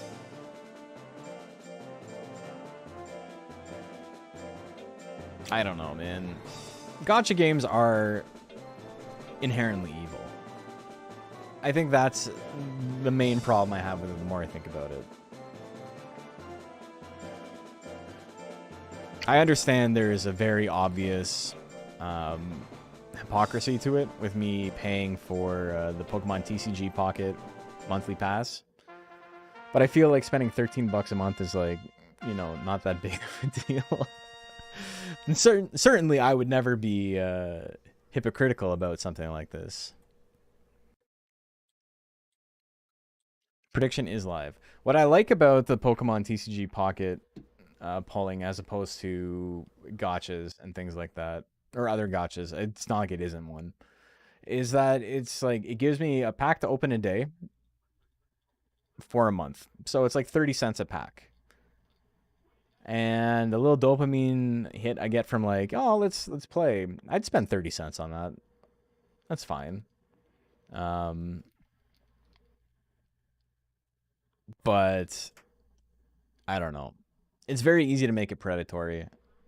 And even, you know, I'm not going to put anyone on blast. I had people from the Discord be like, hey, do you need anything to trade, this and that? And then I add them, and they have like about like 3 times the amount of cards I do, which is fucking insane because I've spent like I did some pulls on stream for stream because I knew I could write it off on my taxes. I've spent about $250 on the game since October of last year. And so that's like 30 packs a month plus, you know, I spent a couple of bucks here and there. If they have like triple the amount of packs I do, it means that they spend exponentially more because the half of what I've spent is like the best value, which is the 30 packs a month. So if I have 7,000 cards and they have like 16,000 cards or whatever, that means that they've probably spent thousands of dollars on the game, which is just, I don't know, man. I don't like anything that much. And I've got like an addictive personality too, so I have to like be careful about gambling and stuff like that. And I mean, Monster Rancher helps me get that fix. Guess we saw Kato's aerial claw animation. Yeah, he hit one last set. So addicted to Uma right now. He just on black. Card next banner is mandatory for PvP for next year, for what I've been told. If you can grind, you can get a ton of rolls. That sounds fucking miserable, man. I'm sorry. I don't care about any of that. So I'm guessing the English release, I want you dying, I'm a fuzzy duck, is the same as the base original release from 2021, correct? And then the stuff they're adding is the stuff they've already added to the Japanese version of the game. So that's how people know like what's good and what's not. If I had to guess, that's how they know. I will never be playing PvP in it. I don't... It's one thing if I play it every now and then. I'm never going to play PvP. I'm never going to roll for, you know, Prediction is Live. Whatever that horse's name is, I've already forgotten. It's just... I don't know, man. The children yearn for Monster Rancher is what it is.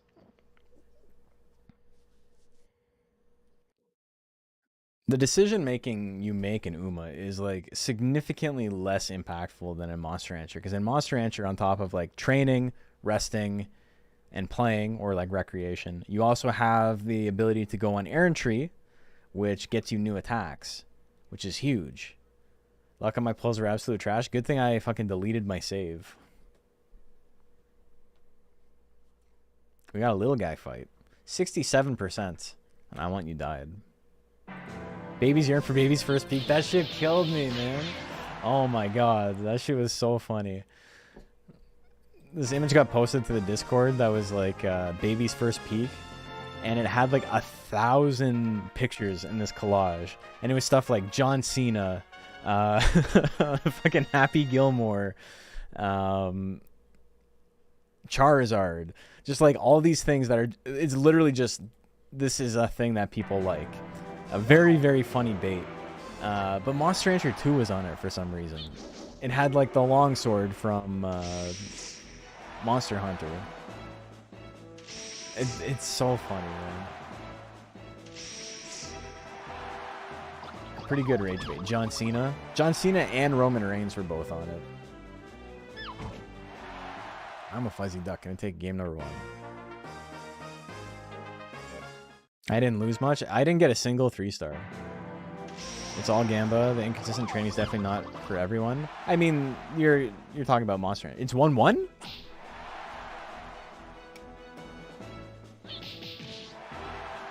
I thought that was the first game.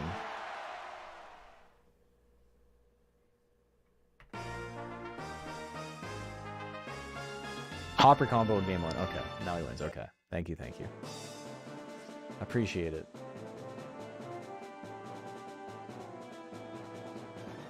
He was gone in a flash. Did the mochi mash. The mochi mash. Jack of Asses and Verdant up next.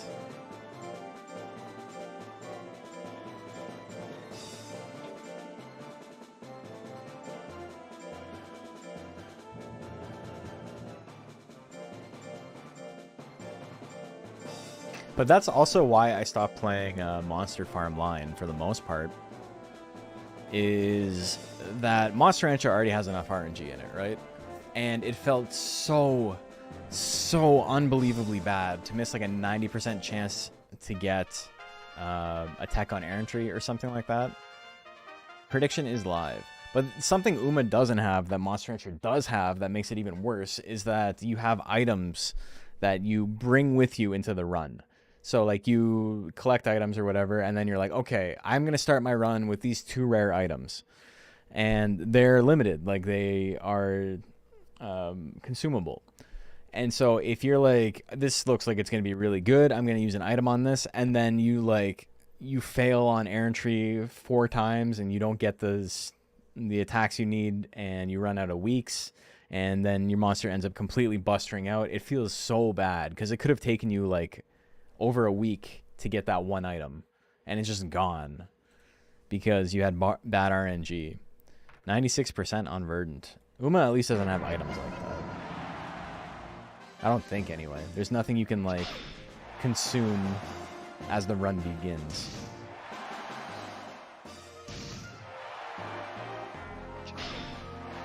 That death smash.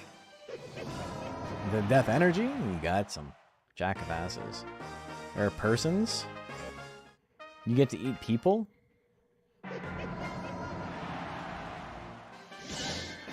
Horses eating people. What a world. Burden getting kind of smoked. 91 miss. Oh. I feel you, brother. They would. I feel you. That cow would eat you and everyone you love, Jimmy. The mold and I'm full of soup. What a matchup.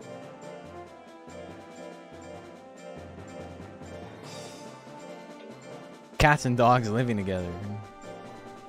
What a world. Yeah, that's a really disastrous miss because it does so much withering that it would have helped him get back into the game. Big chunk of damage. He doesn't lose anything for it. He doesn't fall behind. Okay, prediction is live. Always Hellheart with the 99% dodge bullshit. That's Joker, baby. He's the Joker, baby. We were talking about this on the stream the other day, but I haven't used Twitter in like over a year at this point. And my profile picture on it is still a toy of like a small... It's like a doll. It's like a baby doll dressed up as the Joker, like Joaquin Phoenix's Joker. And I remember people used to comment all the time if I was like in an argument or whatever, or, you know, I posted something and people didn't like it. They would be like, of course the guy with the Joker profile says this. Why don't you worry about getting laid, loser, or whatever? And it's like, brother, it's a baby doll. Do you think it's serious? Do you think I'm walking around being like, I identify with Joaquinix's character in The Joker? Perennial favorite, The Joker? Like, you people are fucking stupid. You got brains made of, like, dog shit soup. Is that this kind of soup he's full of? I don't know. Probably not. This guy's cool as hell. Mine sounds absolutely horrible. The one has a bit of consumable for PvP, but not for career. Wasn't this an Uma channel? It will be tomorrow.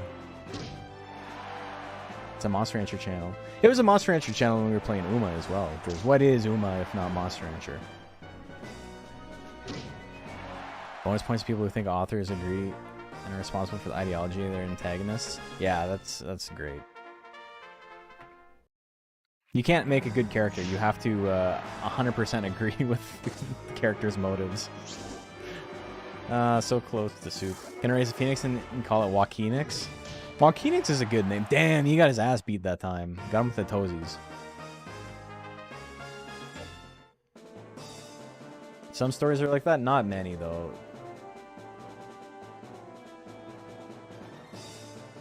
Not many. Okay, what do we got next?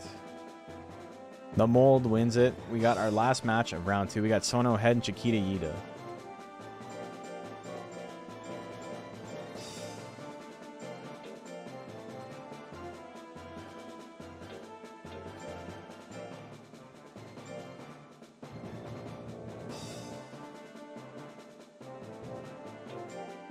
Mine sounds absolutely horrible. Uma has a bit of consumable for PvP, but not for career. I mean, the trade-off is that you're playing Monster Rancher instead of Uma, so that's the upside. But playing it, I was like, this has everything I don't like about gacha games rolled into one, and it sucks that, you know, it's got my favorite IP doing it. Prediction is live. I'm not saying this to shame anybody in here, because I know a couple of you people have been playing it like crazy, but I got really bored of Monster Farm Line like 2 months in, and that game has so much more going on.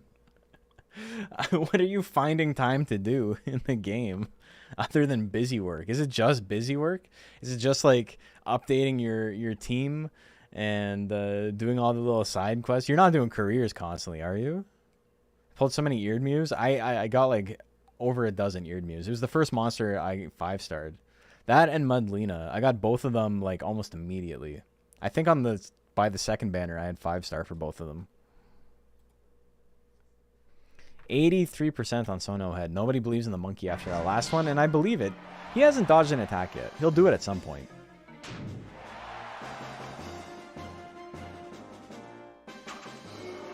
Damn. This is actually fucking unbelievable at this point. So I'm like 50% on landing my attacks, and I have not dodged a single attack. Oh my god, dude. I'm so far down on guts. We dodged. We're in there. We're in there. It could happen.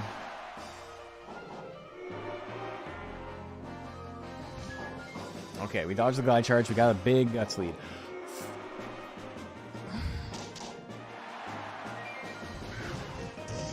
Oh, we dodged the trample. We're alive. I am alive. We got it. We're going to game 3. Thorgon's hands look funny. They're real big, yeah. He's the one with the yaoi hands. Ooh. The boomerang. Monkey. He's got power. He's got monkey power. No, don't give him the power. That's going to do so much damage. Fuck. I fucking hate this game, dude. So the monkey, I think, gets relegated. Because he lost 2 last time, too. That's so fucking obnoxious, dude. How many 70% do I have to miss? What are you gonna do? What was the game plan when raising the monkey? Don't get hit by every single attack. He does a lot better when he's not getting hit by every single attack. And missing, like, 70% of his 70s. But what can you do? That's how Monster Rancher be.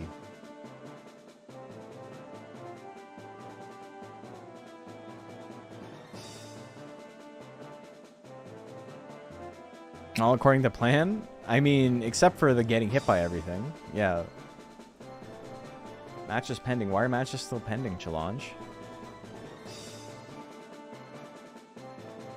Challenge is losing its mind here. Rigged game, that's what I'm saying.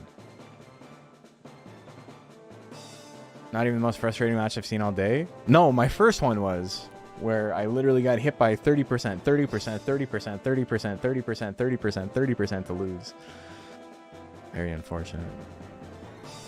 Your boy's fighting my boy? My boy's already relegated. It doesn't matter if he wins it or not. It's real unfortunate. Sir Pausalot and Chomper.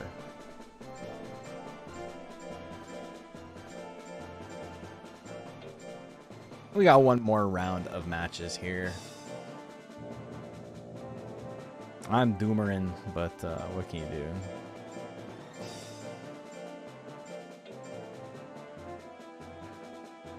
Garlic's having a rough night? I feel ya. Okay, prediction is live. What do you guys like? What do you like? Who do you like?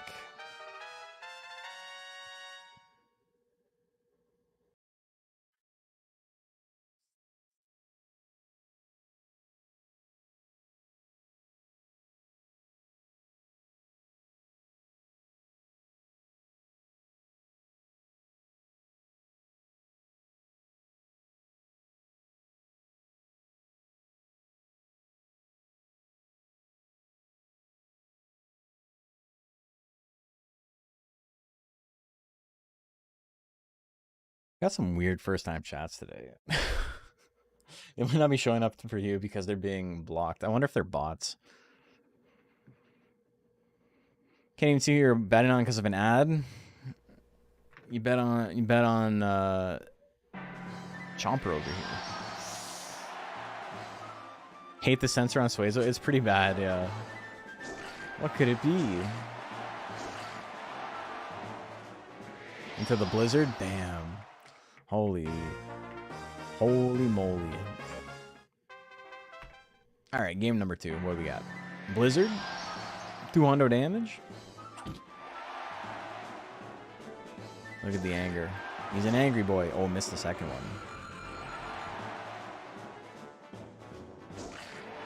Hits the bite. Hits another bite. He's got it. That's it. That's the game. That's all she wrote.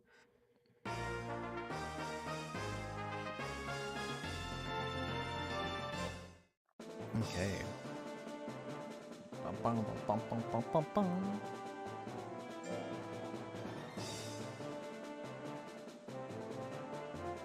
Okay. To Tammy, Matt, and Mr. Cheeseman.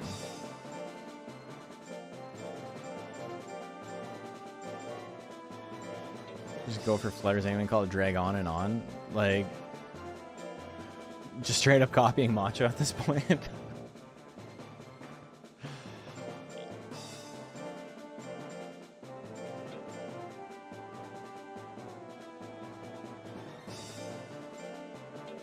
I read about this earlier. I had to change the heart about Kamui. Basics are good. They're not good, but they're good on a gust rate that fast, which is super important distinction. Because they're like exactly average. Prediction is live. But exactly average when you're able to swing them as fast as Kamui can is not too bad.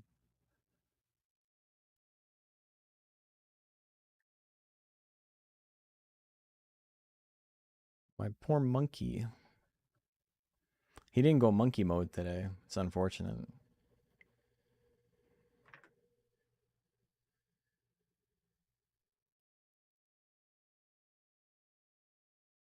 Okay, 59-41. Prediction in favor of Tatami Mat. Also, I've mentioned this before, but just to reiterate, the way the league works with the relegations and things like that, and like moving up the ranks, moving down the ranks, you know, like if you win 2 fights and you lose 1, you're set up so if you win 2 fights and lose 1 or do better, like you advance next week, right?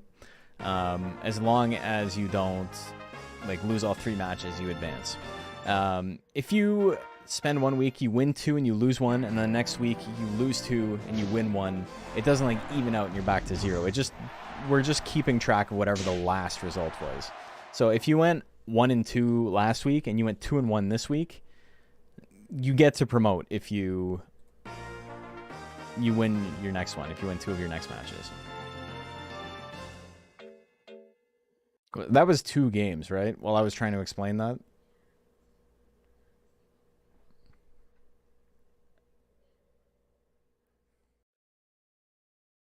I'm pretty sure it was. Yeah, it was 2-0.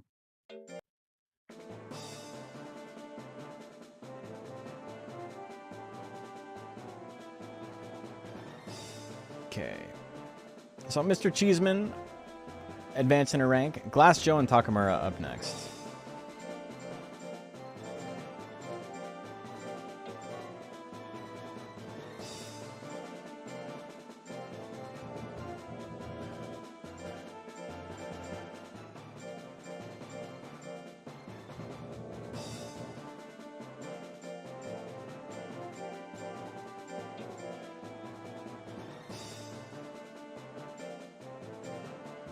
Oh yeah, that was another thing. I don't know why I just thought of this, but the guy who was writing all the paragraphs about Monster Rancher Prediction is Live, and how he's the only one who understands how to play the game, and that like everybody in the Discord and everybody on Legend Cup is wrong and doesn't understand the mechanics, and that Oakley Man has an inherent 4 times chance to hit, actually 4 times exponent, like 4 to the power of 4 chance to hit, which is unbelievable. But even if all of that wasn't the case, he says he has 25,000 hours in Monster Rancher, and also that he has 150,000 hours in Final Fantasy X, which really made me laugh. Again, don't want to like harp on about the guy. Don't want anyone to go harass him. 77% on Glass Joe, but 150,000 hours in a video game, brother, you come on. I don't even know if the game has been out for enough time for 150,000 hours to have passed. So Glass Joe beating his ass. We got a real boxing match here, folks. Glass Joe undefeated. This is his 1 win. He went 199, but he beat Takamura-san. It's like the Guerrilla Warfare copy pasta. So we thought it was trolling at first, but like we found his stuff and he's not trolling. He's just, you know, having an episode.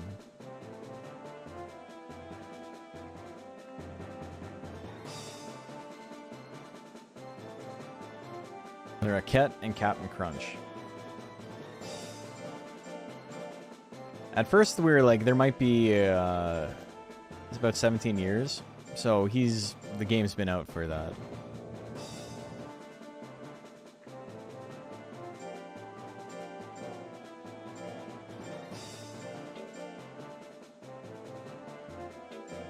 No, he said there was 4 monsters in the game that have a different accuracy formula.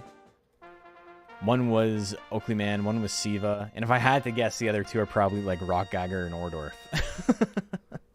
Or like Astound or something. or Go Trek. Something that has a low chance to hit that seems to hit more often than it should because of confirmation bias. But he typed out this whole formula for how accuracy is implemented, and it's just like completely incorrect. The thing that killed me is that the formula starts x equals x to the power of 4 divided by whatever, right? And like there's no number that x could be where x is equal to x to the power of 4 other than like square root of like to the power of 4. Like I don't know, it's the cubed root or the I don't know, it's 1. So 1 is the answer, but there's more to the formula after that.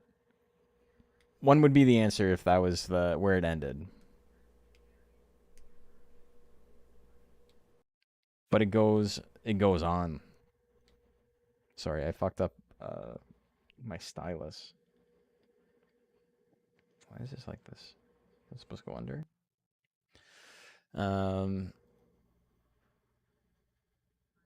Okay, everybody likes Le Roquette. I'm gonna go find the formula real quick.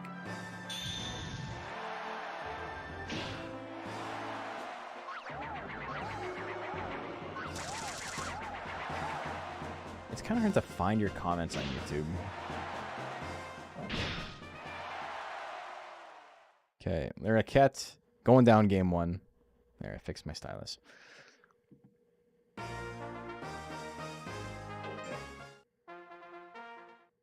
And the one formula was x equals x to the power of 4, and then one was x equals x to the power of 1, which is like very funny and correct.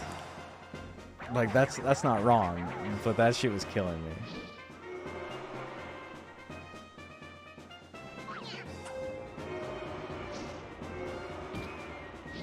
Heavy blow miss. Le Roquette's got a chance here. Headbutt did good damage. Needs one more attack, though. 1 second left. Another headbutt. It's going to land on the buzzer beater. Holy moly.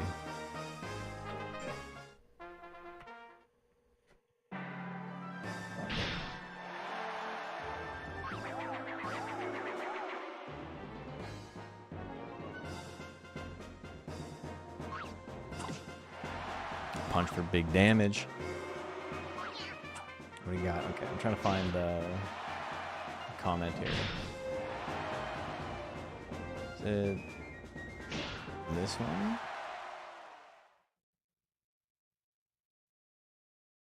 No. I don't remember where the comment is.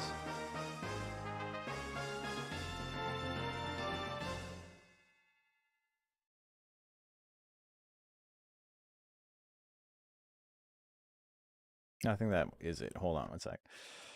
1 sec. This is worth it. Trust me. Okay.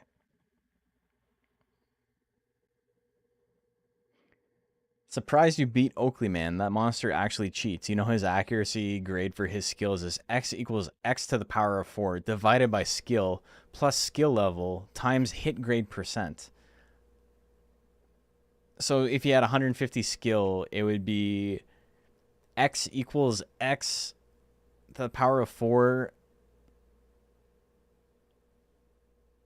divided by 150 plus 3 times, I don't know if he's using slap 60%. You still can't solve for x. It still doesn't make any sense. And in it wouldn't make sense. Like it doesn't work. The formula is made up regardless, even in the other one. But then he goes on to say, so his accuracy is always 4 times greater than what it should be in accordance to every other monster of the same rank using the same move. So he thinks exponent 4 is the same as 4 times. Even a monster using an S hit grade percent move would have less accuracy than him, even if they had skill of 999. So he's saying that Oakley Man has higher skill than you can possibly get with any monster in the game, even if you have max skill and are using like an S4 S accuracy tech.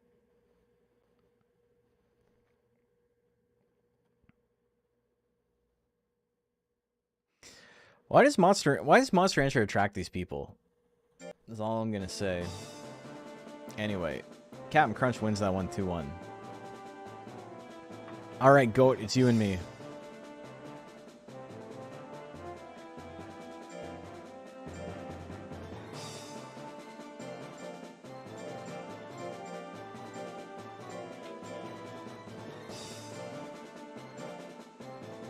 Math is so strange it broke stream for you. X equals x to the power of 4. A stream can't compute.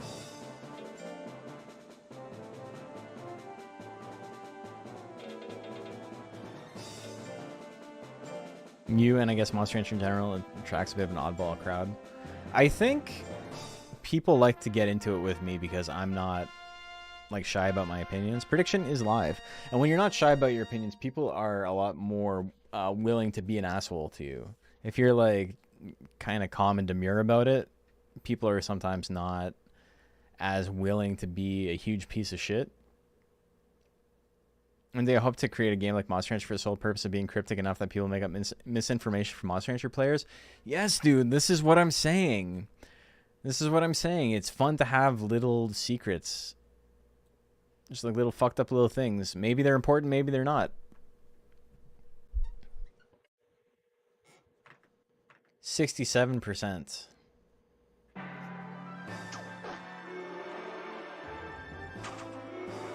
You need to have people believing for 15 years that you need an evil monster raised cruelly to get Ghost. Instead of, you know, it's just a 1 in 16 chance. Come on, Fury. Fury Boomerang! No, brother! Dude, fucking dodge! Holy shit! Eat a bunch of bananas. A bag of bananas, brother. What the fuck? I'll dodge something eventually.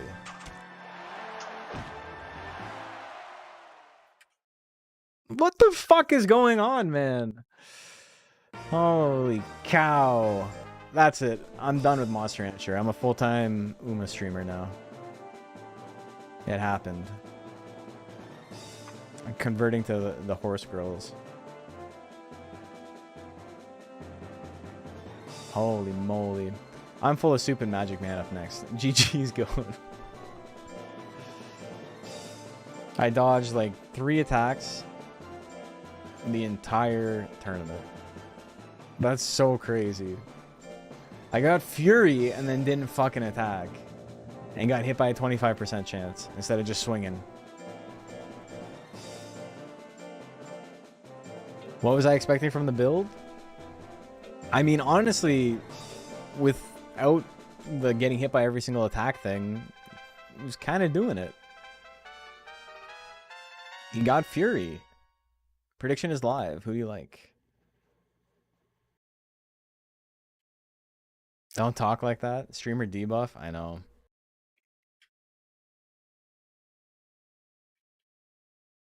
I will say, though, it's fun to do like a little bit of ribbing here and there. Like, I've got a thick enough skin that I can handle people talking shit and stuff like that, right?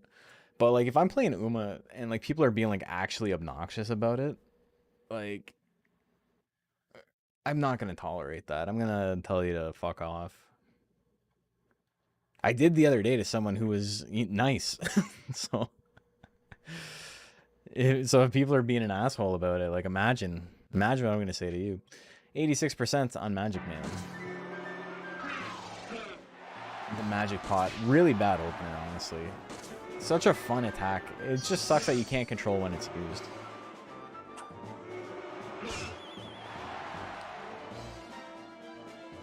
I missed the second match because you're Googling whether or not dogs can have bananas. Doing research for the bit.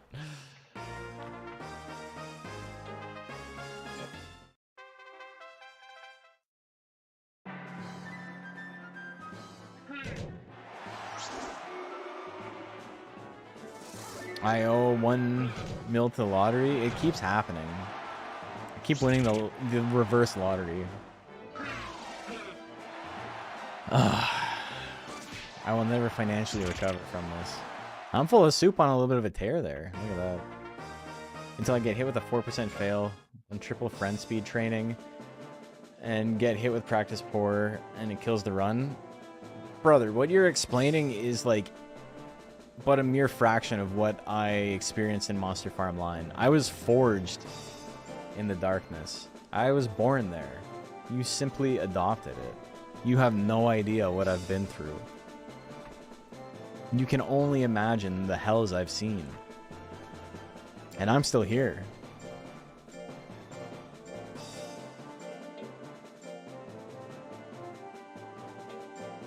That said, I did stop playing Monster Farm Line because something like exactly like that happened to me.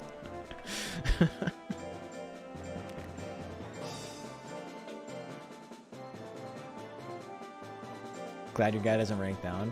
Honestly, it didn't matter to me. Like, it sucks. But I would have ranked down either way. So, you know, at least I didn't take someone down with me, I suppose. He played good guy. Prediction is live.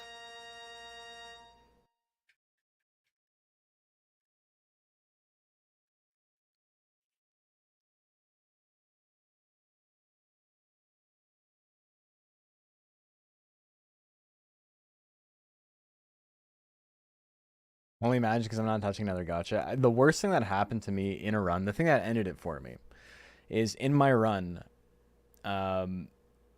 you got points for going to errantry and like not getting a tech, and you couldn't go to errantry if you had collected all of your techs. So it was like there's only a certain amount of errantries you could go on in a run. I think it was like 6 or something like that. So the goal or the meta for the beginning was to go on errantries when you couldn't get techs on purpose to get the points, like the score for the run, for having gone on errantry and getting more stats and stuff like that. And then say there's only 4 techniques you can learn. In your last 4 errantries, you would get bam, bam, bam, bam, a technique, technique, technique, technique after like losing on purpose 3 times in a row. And so that was like the meta around that. 98% on dial-up. And the run I gave up on, I hit a 1% on errantry, and then a second 1% on errantry, and then I failed a 2% chance to fail drill back to back to back. And 2% chance to fail was 150 plus points in one stat, and then like 75 in something else. So it was like a huge buff. And so I just missed on like multiple, like literally 1 in like 100,000% chance to, I guess it wouldn't be 1 in 100,000% chance. It'd be 1 in 100,000 chance. And I was just like, I can't do this anymore. I don't even like the game that much. So yeah, it's kind of what you're describing, except, you know, it was me doing it. So the luck is significantly worse. Didn't realize dial-up was in this? Damn, dial-up wins. Tree go burr. Tree go peek. Shoots the leaves. He shoot the leaf. You guys ever watch Batman Spider-Man? I'm Batman. I'm Spider-Man. Wanna come over to the house? We're best friends. I haven't watched that in years. I'm a fuzzy duck and Stinky. Batman Spider-Man is sick. Using the window. That's like peak millennial humor. It like hit the trifecta. Kind of baby talk. Line boiled animation. What's the third one? Catchy theme song, I guess.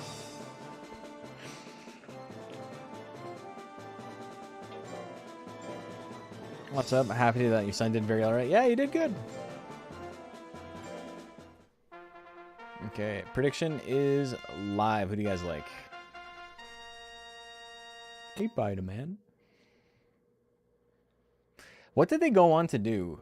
The person who made that went on to do some like other famous animations, but like I forget which.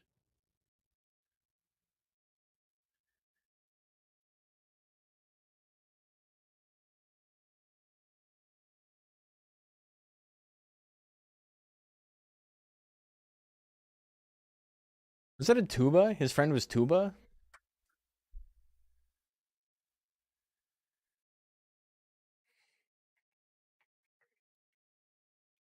Oh, is Later Alligator the... Yes, the detective game, right? Yes. That's what I'm thinking of. It's your feet day because you got new feet. That's true. 95% on I'm a Fuzzy Duck. Very millennial coded. Just be like, hey, do you remember this extremely popular thing from like the mid 2000s? Do you guys remember Salad Fingers? I don't think Batman Spider-Man was like that level of notoriety. I didn't even know about it till like the late 2000s. Do you guys remember Happy Tree Friends? Do you guys remember that fucking guy in the Discord who was like role-playing as a Happy Tree Friends character? And he was the moose character from Happy Tree Friends, so it was like really awkward for me because he kept being like, I'm a moose just like him. And then I hate it when the other guy like rips off my arms.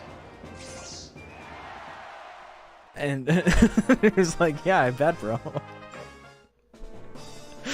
You guys weren't in the Discord for that? Oh my god, that was in the main Monster Rancher Discord, like this year. Yeah, Kato won. Oh my god. Yeah, in the Monster Rancher Discord, yeah. Lumpy roleplay. I think people put an end to it pretty quickly. They're like, this is fucking weird, dude. Yeah, Vib, I know you haven't been around for a while.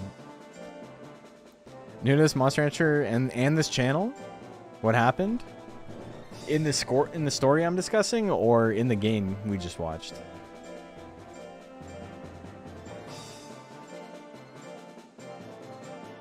Because in the story I'm discussing, it was just someone being weird on Discord. It's not that deep. They were role-playing a Happy Tree Friends character, and everybody was like super fucking off-put by it. Story? Okay. Okay, prediction is live. Who do you like? Yeah, they were being the moose character, whose name I think is Lumpy, from Happy Tree Friends, and it just got like out of hand because they kept being like, I'm a moose, just like Moose Bones, just like this guy. I hope nobody tries to fucking kill me today or whatever. And it was like every day, and it's like, oh my god, dude, like, what's wrong with your brain? 68% on Duckwild. People and their special interests is all I'll say. Undiagnosed, but what else could it be? Bound charge. A little bit of damage there. The IB missed at 78. Pretty unfortunate. Man, Toko does not have a lot of chance to hit, but 30 is more than enough. As we've learned from my poor ape getting his ass blasted over and over again. The double beam shower crit on the second one? Sick. But the spit win? Oh my god. I boot up the computer, I get my daily Lumpy RP in. Oh my god. Bounce stamp, a little bit of damage. Same opener as last time. Oh, tail assault miss, and the spit miss. He's in a good spot here. Beak thrust, honestly not terrible basic tech. It's a little expensive for what it does. At least it's not flutter slap though. Duck dodging everything. Duck dive, duck dodge, and duck. Dodge. Whatever. I don't remember the 5Ds. Duck Wild gonna win game number 2. Going to game 3. He was the moose and the bones. That's actually pretty clever. But yeah, welcome to the channel. You've never been here. Monster Rancher is it's kind of like a pet raising sim more than anything else.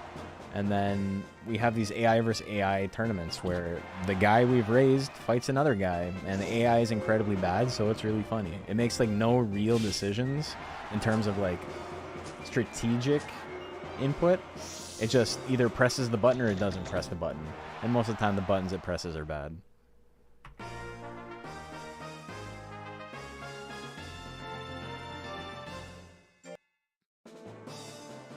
Okay, so the eyeball's gonna win.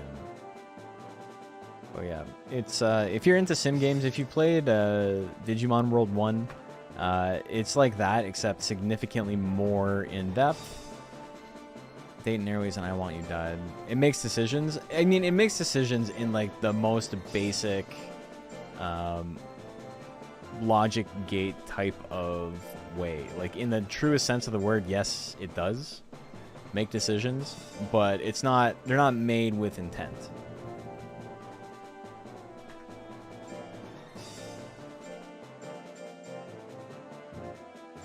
It's like a 3-year-old playing chess. He's moving pieces. He knows the queen is better, but that's probably about it. He knows how the pieces move, but he's not doing things for a specific reason. Prediction is live. Wouldn't have it any other way. It's hella fun, for sure. Digimon World 1 stream when? I don't know. Prior experience is seeing a friend play Monster Rancher 4 one time when I visited as a kid. Wanted to play really badly and recently reminded of my interest. Oh, sick. Yeah, so Monster Rancher 4 is a little bit reviled in the community. It's not a bad game, but it was a much more narrative-focused game than Monster Rancher is normally. 75% on Dayton Airways. Monster Rancher is a very pure game experience in the sense that it's like, here's the game, have fun. There's not a lot of tutorial, there's not a lot of like hand-holding, there's not a lot of like story beats. It's just your goal is to raise your little guy, and maybe you win all the tournaments with him, maybe you don't. I keep seeing people saying it's like a roguelike. I don't really think it's accurate, but it is like a run-based game, kind of, where you have a monster, it has a specific lifespan, it dies after X amount of years. You need to accomplish all of your goals before then, and then you can use it as fodder, as like a parent, where you can combine 2 monsters together to make a new one. Monster Farm Line is the only roguelite in the series. Monster Farm Line is definitely closer to 1. Ooh, Phantom Claw. Dayton Airways won game 1, right? I would like 4 if it wasn't shoving tutorials down my throat. Yeah, 4 is like quite slow in that sense. Mean permadeath? I wouldn't call it a roguelite in a serious manner. Yeah, it's got permadeath.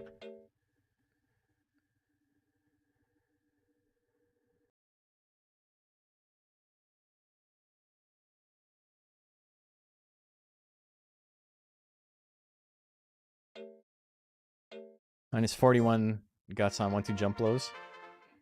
The Withering. Ooh, the Flame. These two are even, yeah. Phantom Claw, big damage. He's not dead. He's got power. Power Blizzard. Oh, he gets smoked by the lightning. Oh my god. Dayton Airways couldn't do anything. Locked out. Hey, I'm nearly locked out. Nearly locked out. That's not how that song goes, but you guys don't know Maystar, so you don't know what I'm talking about. It's okay. Don't worry about it. We like niche music references here. Wet Paint and Jack of Asses up next. It's so funny seeing someone like fucking Northern Lion, who streams to like 20,000 people, make a music reference and nobody gets it. It's like, what hope do I have of my niche shit being recognized by anybody? I'm just happy people knew what Batman Spider-Man was.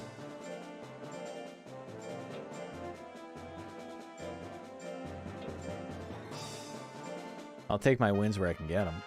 Certainly not getting them in-game today. Prediction is live. Who do you guys like?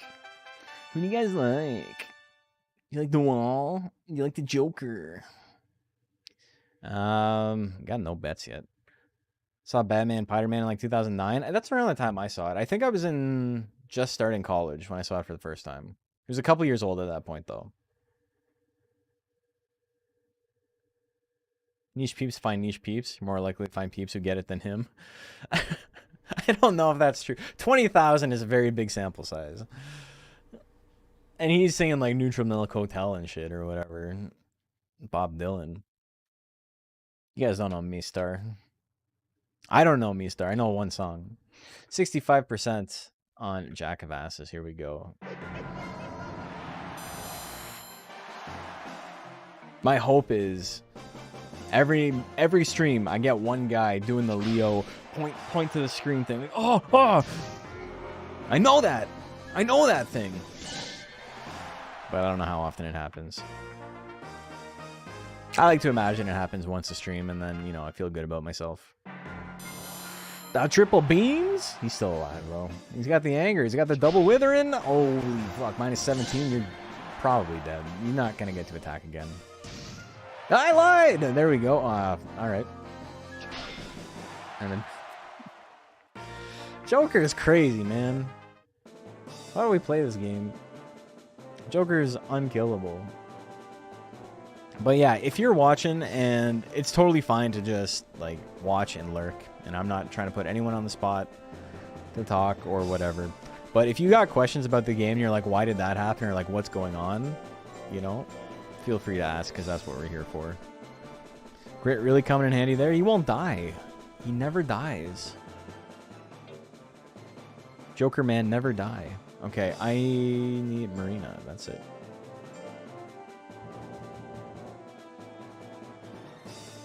Speaking of Clone Man, Joker Man never die. I have not spelt it right on my first try at all tonight.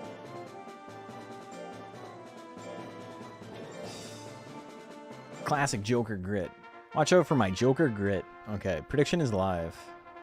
Do you have a question? How can a ghost and a haunted mask die of old age? There's some things we're not meant to know.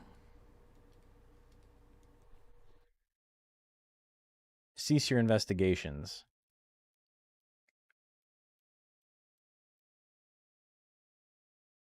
Me streaming a tournament and parts of Grit to the strongest Joker in the tournament? I mean, but if I'm not streaming it, who is? I get there's other people who run tournaments, but I have a pretty big sample size. It's going to happen occasionally. 84% on Clover. People don't want to see the Joker win anymore. What's funnier than the Ghost and the Joker having a limited lifespan is that they have like the most limited lifespan. Joker here has the lowest lifespan of any monster in the game, and Ghost is like pretty close. So not only are they not immortal, they're the opposite. They are the most mortal. Ghost, I think, is 400 weeks, and Thanatos is 350. Well, Joker is 350, or 250 in this game, and Ghost is 300. So think about the tournament where Joker dodged 3 or 4. 99%.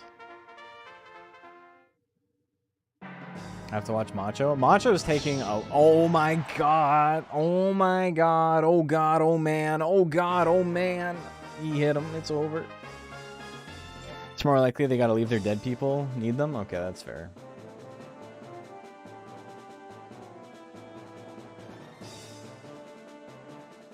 Clover got a win, but Death Slash is fucked up.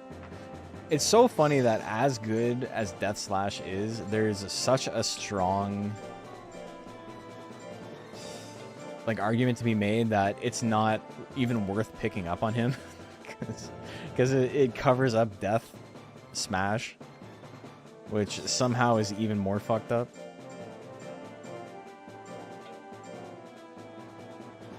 Yeah, he got one hit.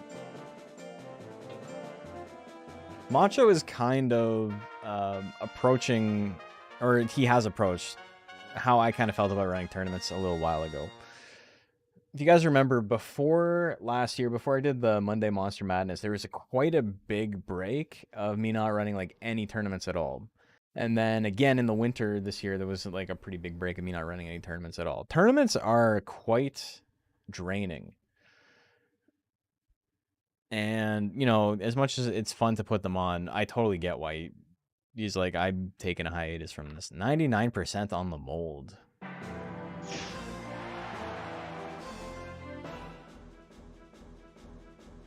The opium incident in the last tournament was so funny. Here's a picture one of my students drew. That might be the funniest thing that's ever happened in a Monster Hunter tournament. That shit was so good. Oh my god. If you have the... Do you have the clip to that goat? Because I know you clipped it, right? Okay. We'll watch after this. Oh, he wins on the buzzer beater? Okay, after this set, we'll watch the Hopium bit. Macho, rest in peace. We're worse off without you. He's like DMing me right now. From heaven. Macho Burpo. That's still so crazy to me that, like, of all the names you could have as a child who, like, faked being dead and going to heaven, you were named Colton Burpo. Like, that's such a funny name, dude. Like, maybe the most funny name that's ever existed.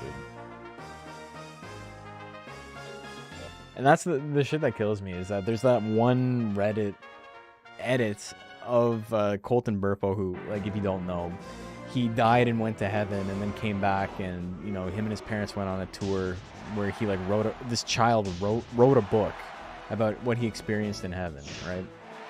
And his name was Colton Burpo, which is just a fantastic name. That's like a Tim and Eric character name. And there's an edit of it, of like one of the interviews he did on CNN, and instead of Colton Burpo, the name is Brungus Trungus, which is like so My Joke but worse, right? Like, it's so like you took something that was funny, and in an attempt to like make it your own, you made it so much worse. Like, that's just not nearly as funny as Colton Burpo.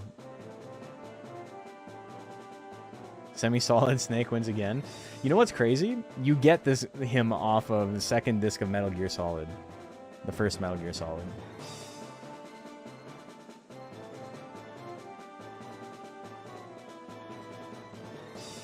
That shit's intended.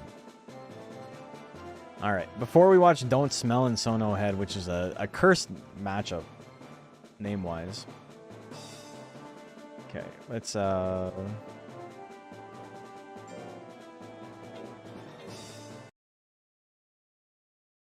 here. Raised one as a kid because of that? Hell yeah.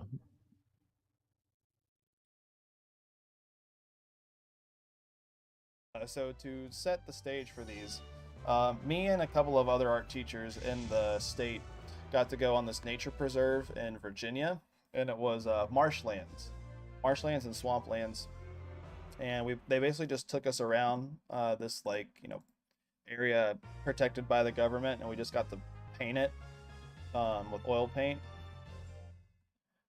Well, not painting the you guys know this. Hold on. One sec. Are we in an ad right now? We are in an ad right now. Okay, we're gonna rewatch it. Okay, so we were in an ad during that. We didn't miss anything. I'm gonna replay it from the beginning. This is Macho Cheese, who is another tournament host for the game, telling a story about how him and some other art teachers went on this, like, retreat thing. So to set the stage for these, me and a couple of other art teachers in the state got to go on this nature preserve in Virginia, and it was marshlands and swamplands, and they basically just took us around this, like, you know, area protected by the government, and we just got to paint it with oil paint. Well, not painting the you guys know this, doing oil paintings of this area. So this first one here, let me see. That's not the right fucking picture. What the fuck? I swear to God, this is not a bit. It's not the right picture.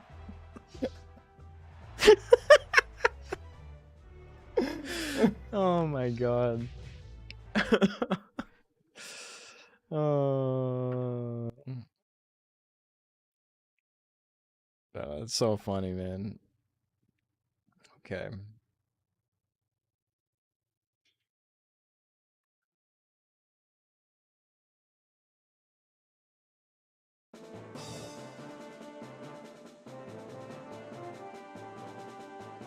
Oh, that gets me. All right, Don't Smell and Sono Head up next. If we can finish this early and you guys are on your UMA,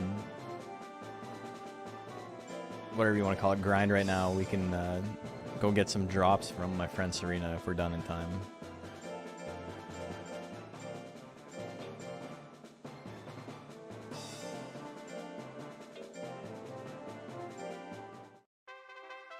Okay. The Monster Rancher but Horse Girl game? Yeah. Prediction is live. So yeah, so I played that on stream last week, and after that game came out in Japan, 2 years later, a Monster Rancher game came out that is identical. Like, they literally copied it one for one. Even the UI is the same. All of the gameplay loop is identical. So when I got into it, it was funny. I was explaining to people how the game worked, and I had never even seen the game in action before, just because I knew it was the same game as Monster Farm Line, the Monster Rancher Gacha. So it's funny that, Monster Rancher started life as a horse game, Gallop Racer. That was the basis for Monster Rancher. And then someone was like, what if we did it with, like, cool little monster creatures instead of, horses? Because no one gives a shit about horse racing. And so it was a horse racing sim, and it became Monster Rancher. And then Monster Rancher, over many years, eventually inspired Uma. And then Uma inspired the Monster Rancher game. So it's a horse-eat horse world out there, is all I'm saying. Circle was completed in the funniest way possible, yeah.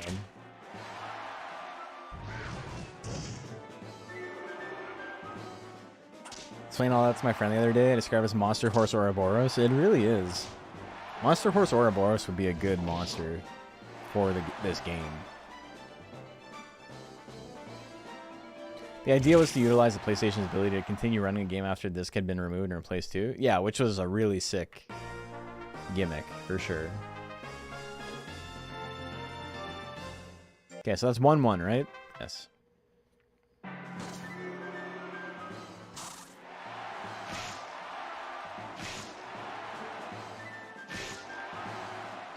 Turns out all the horse racing game needed was anime girls. This was a bit I saw in Northernline, so I'm not trying to be like, pass it off as my own.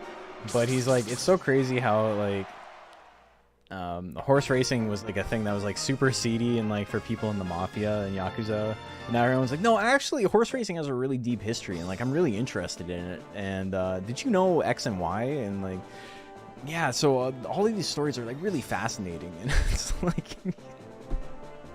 You care about it because of this game. You don't give a shit about horse racing, and that's fine. We don't need to gatekeep horse racing because that shit is seedy as fuck. It gatekeeps itself. It's like if they made like a dog fighting game, but with like idol girls.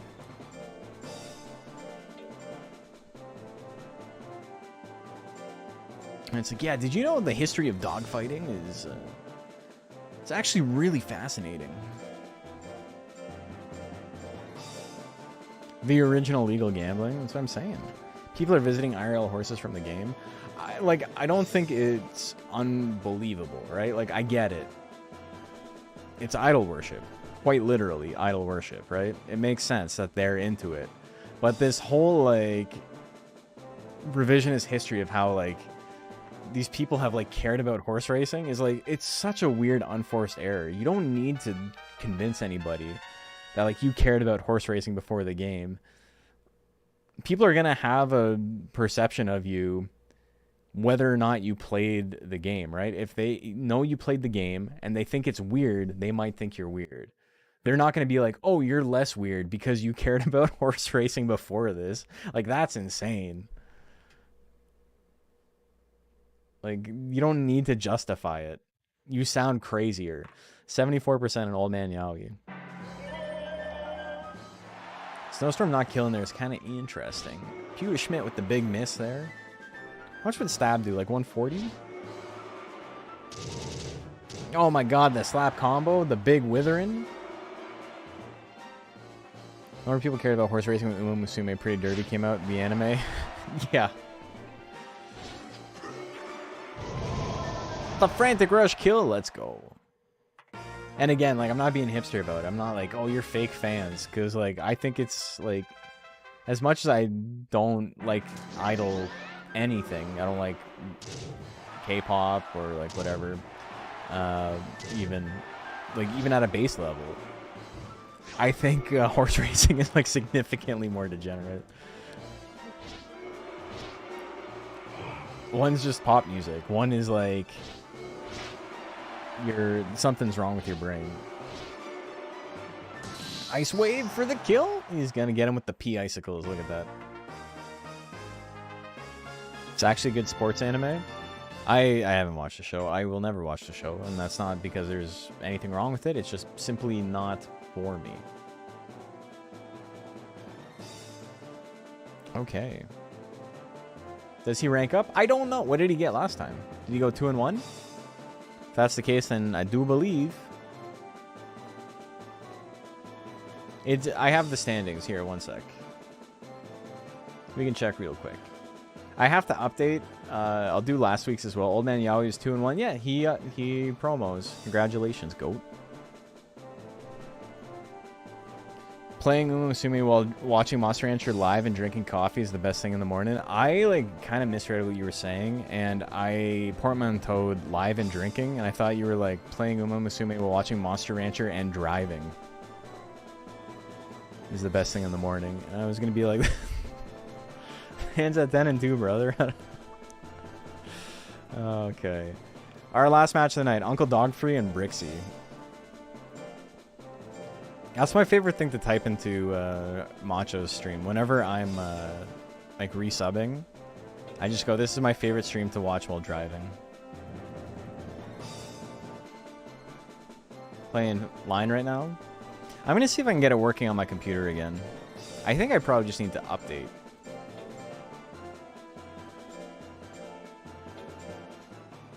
But oh, I think I got rid of LD player though, because it was not working properly.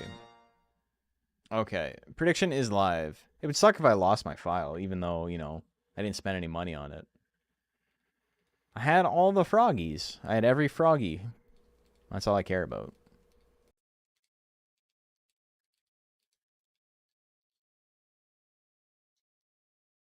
There's cool AFK PvP where you enter monsters into mini round robin tourneys. I saw that. That's actually a really fascinating bit of the game. Though, you know, whales do be whaling. 83% on Brixie.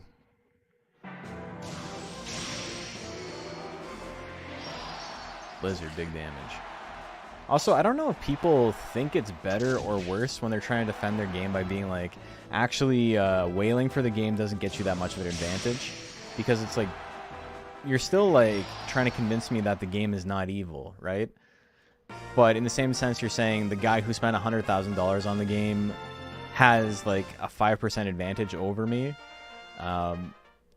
So a negligible advantage, which is maybe worse. Maybe worse than just being untouchable.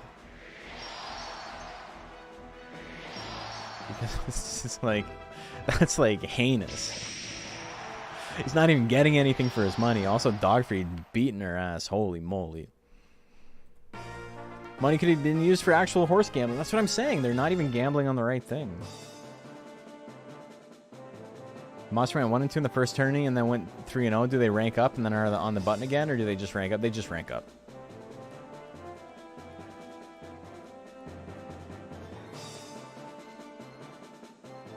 That was the original idea, though I will say, I don't know if we're going to have enough weeks for me to implement the way I originally did. So give me some time to think about it. We might do it, they rank up and they're on the button again. Just so, you know, they can raise more. The trade-off is, do you want to spend a lot of time on the game to keep pace with others, or a lot of money? Having to consider that in the first place on a game is pretty scummy. 100%. Yeah, so I'm sorry I don't really have it figured out. Originally, I did have it all figured out, and I was just like, this is the way it's going to work. But the more we get into it, the more I realize this is going to take years to finish at this point if we do it the way I originally intended. So, you know, we'll make a decision soon. Before mid-season, which begins after we get through this round of middleweight and heavyweight. So basically after every monster's fought twice, we have a mid-season. And at that point, some new rules are introduced. Monsters will get a chance to get extra points if they're doing badly. You'll be able to remove monsters, replace monsters. New players will be able to enter, all that stuff. But yeah, let's take a quick look. The monsters that are moving up, maybe more than what is just here, but Sir Pauselot, Captain Crunch, Glass Joe, and Mr. Cheeseman all went 3-0, so congratulations to them. They are moving up at least one spot. And then we got Verdant, Chiquita Yita, Magic Man, and I'm a Fuzzy Duck, all being relegated. Super unfortunate. Will the Bandmon clause be a thing again? Well, I don't know. Maybe if you beat them, maybe you get points or something. Don't worry about it. We'll figure it out. I have a laundry list of ideas. The way I do this is I think of everything that is like a good idea, and then I whittle it down into like what I can like feasibly control scope wise. Running tournaments is difficult, and running leagues is even more difficult, and especially when you're doing it all by yourself. Jay was like super, super nice and checked all the monsters for me when we first started, and I'm sure he's going to be super, super nice and help me check when new monsters are entered after mid-season. But this one is like all me. I don't have like any help with like keeping track of scores or anything like that. So, you know, it'll happen when it happens. But yeah, I have a big list of stuff that needs to be implemented, and then I'm going to whittle it down into like what makes the most sense and like priority and all that. So thank you guys for watching. Very, very cool. I love doing Monster Rancher tournaments, man. And we got one a week for the next foreseeable future until, you know, World War III opens up. It's gonna happen. So let's go raid somebody. I think, is Serena still playing? She might have finished. No, she's still playing. All right, so let's go raid her. Ending a little bit early today, but we'll be back tomorrow, and we'll be back Wednesday. Short stream for me, but I don't have anything else planned to do for the stream for afterwards, and I don't want to just do like that. Let's just hang out and talk and shit, because it's like, it's tiring for me and it's not entertaining for you. So we'll reconvene tomorrow, and tomorrow what we're gonna do is I'm gonna play Uma. I'm gonna show you Uma if you didn't watch it the last time, and then we're gonna play Monster Farm Line immediately after, and we're gonna A/B it, and you guys tell me if you can spot a difference. Pam from The Office, they're the same picture .gif. They are literally the exact same game. Anyway, I'm going sleepy bye-bye. I will see you guys tomorrow. Have a fantastic night, and yeah, sleep tight.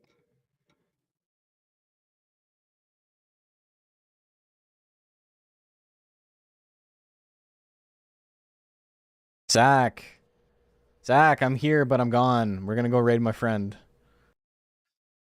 I'll see you on the other side, brother. Red Hot Chili Pepper style. Good night.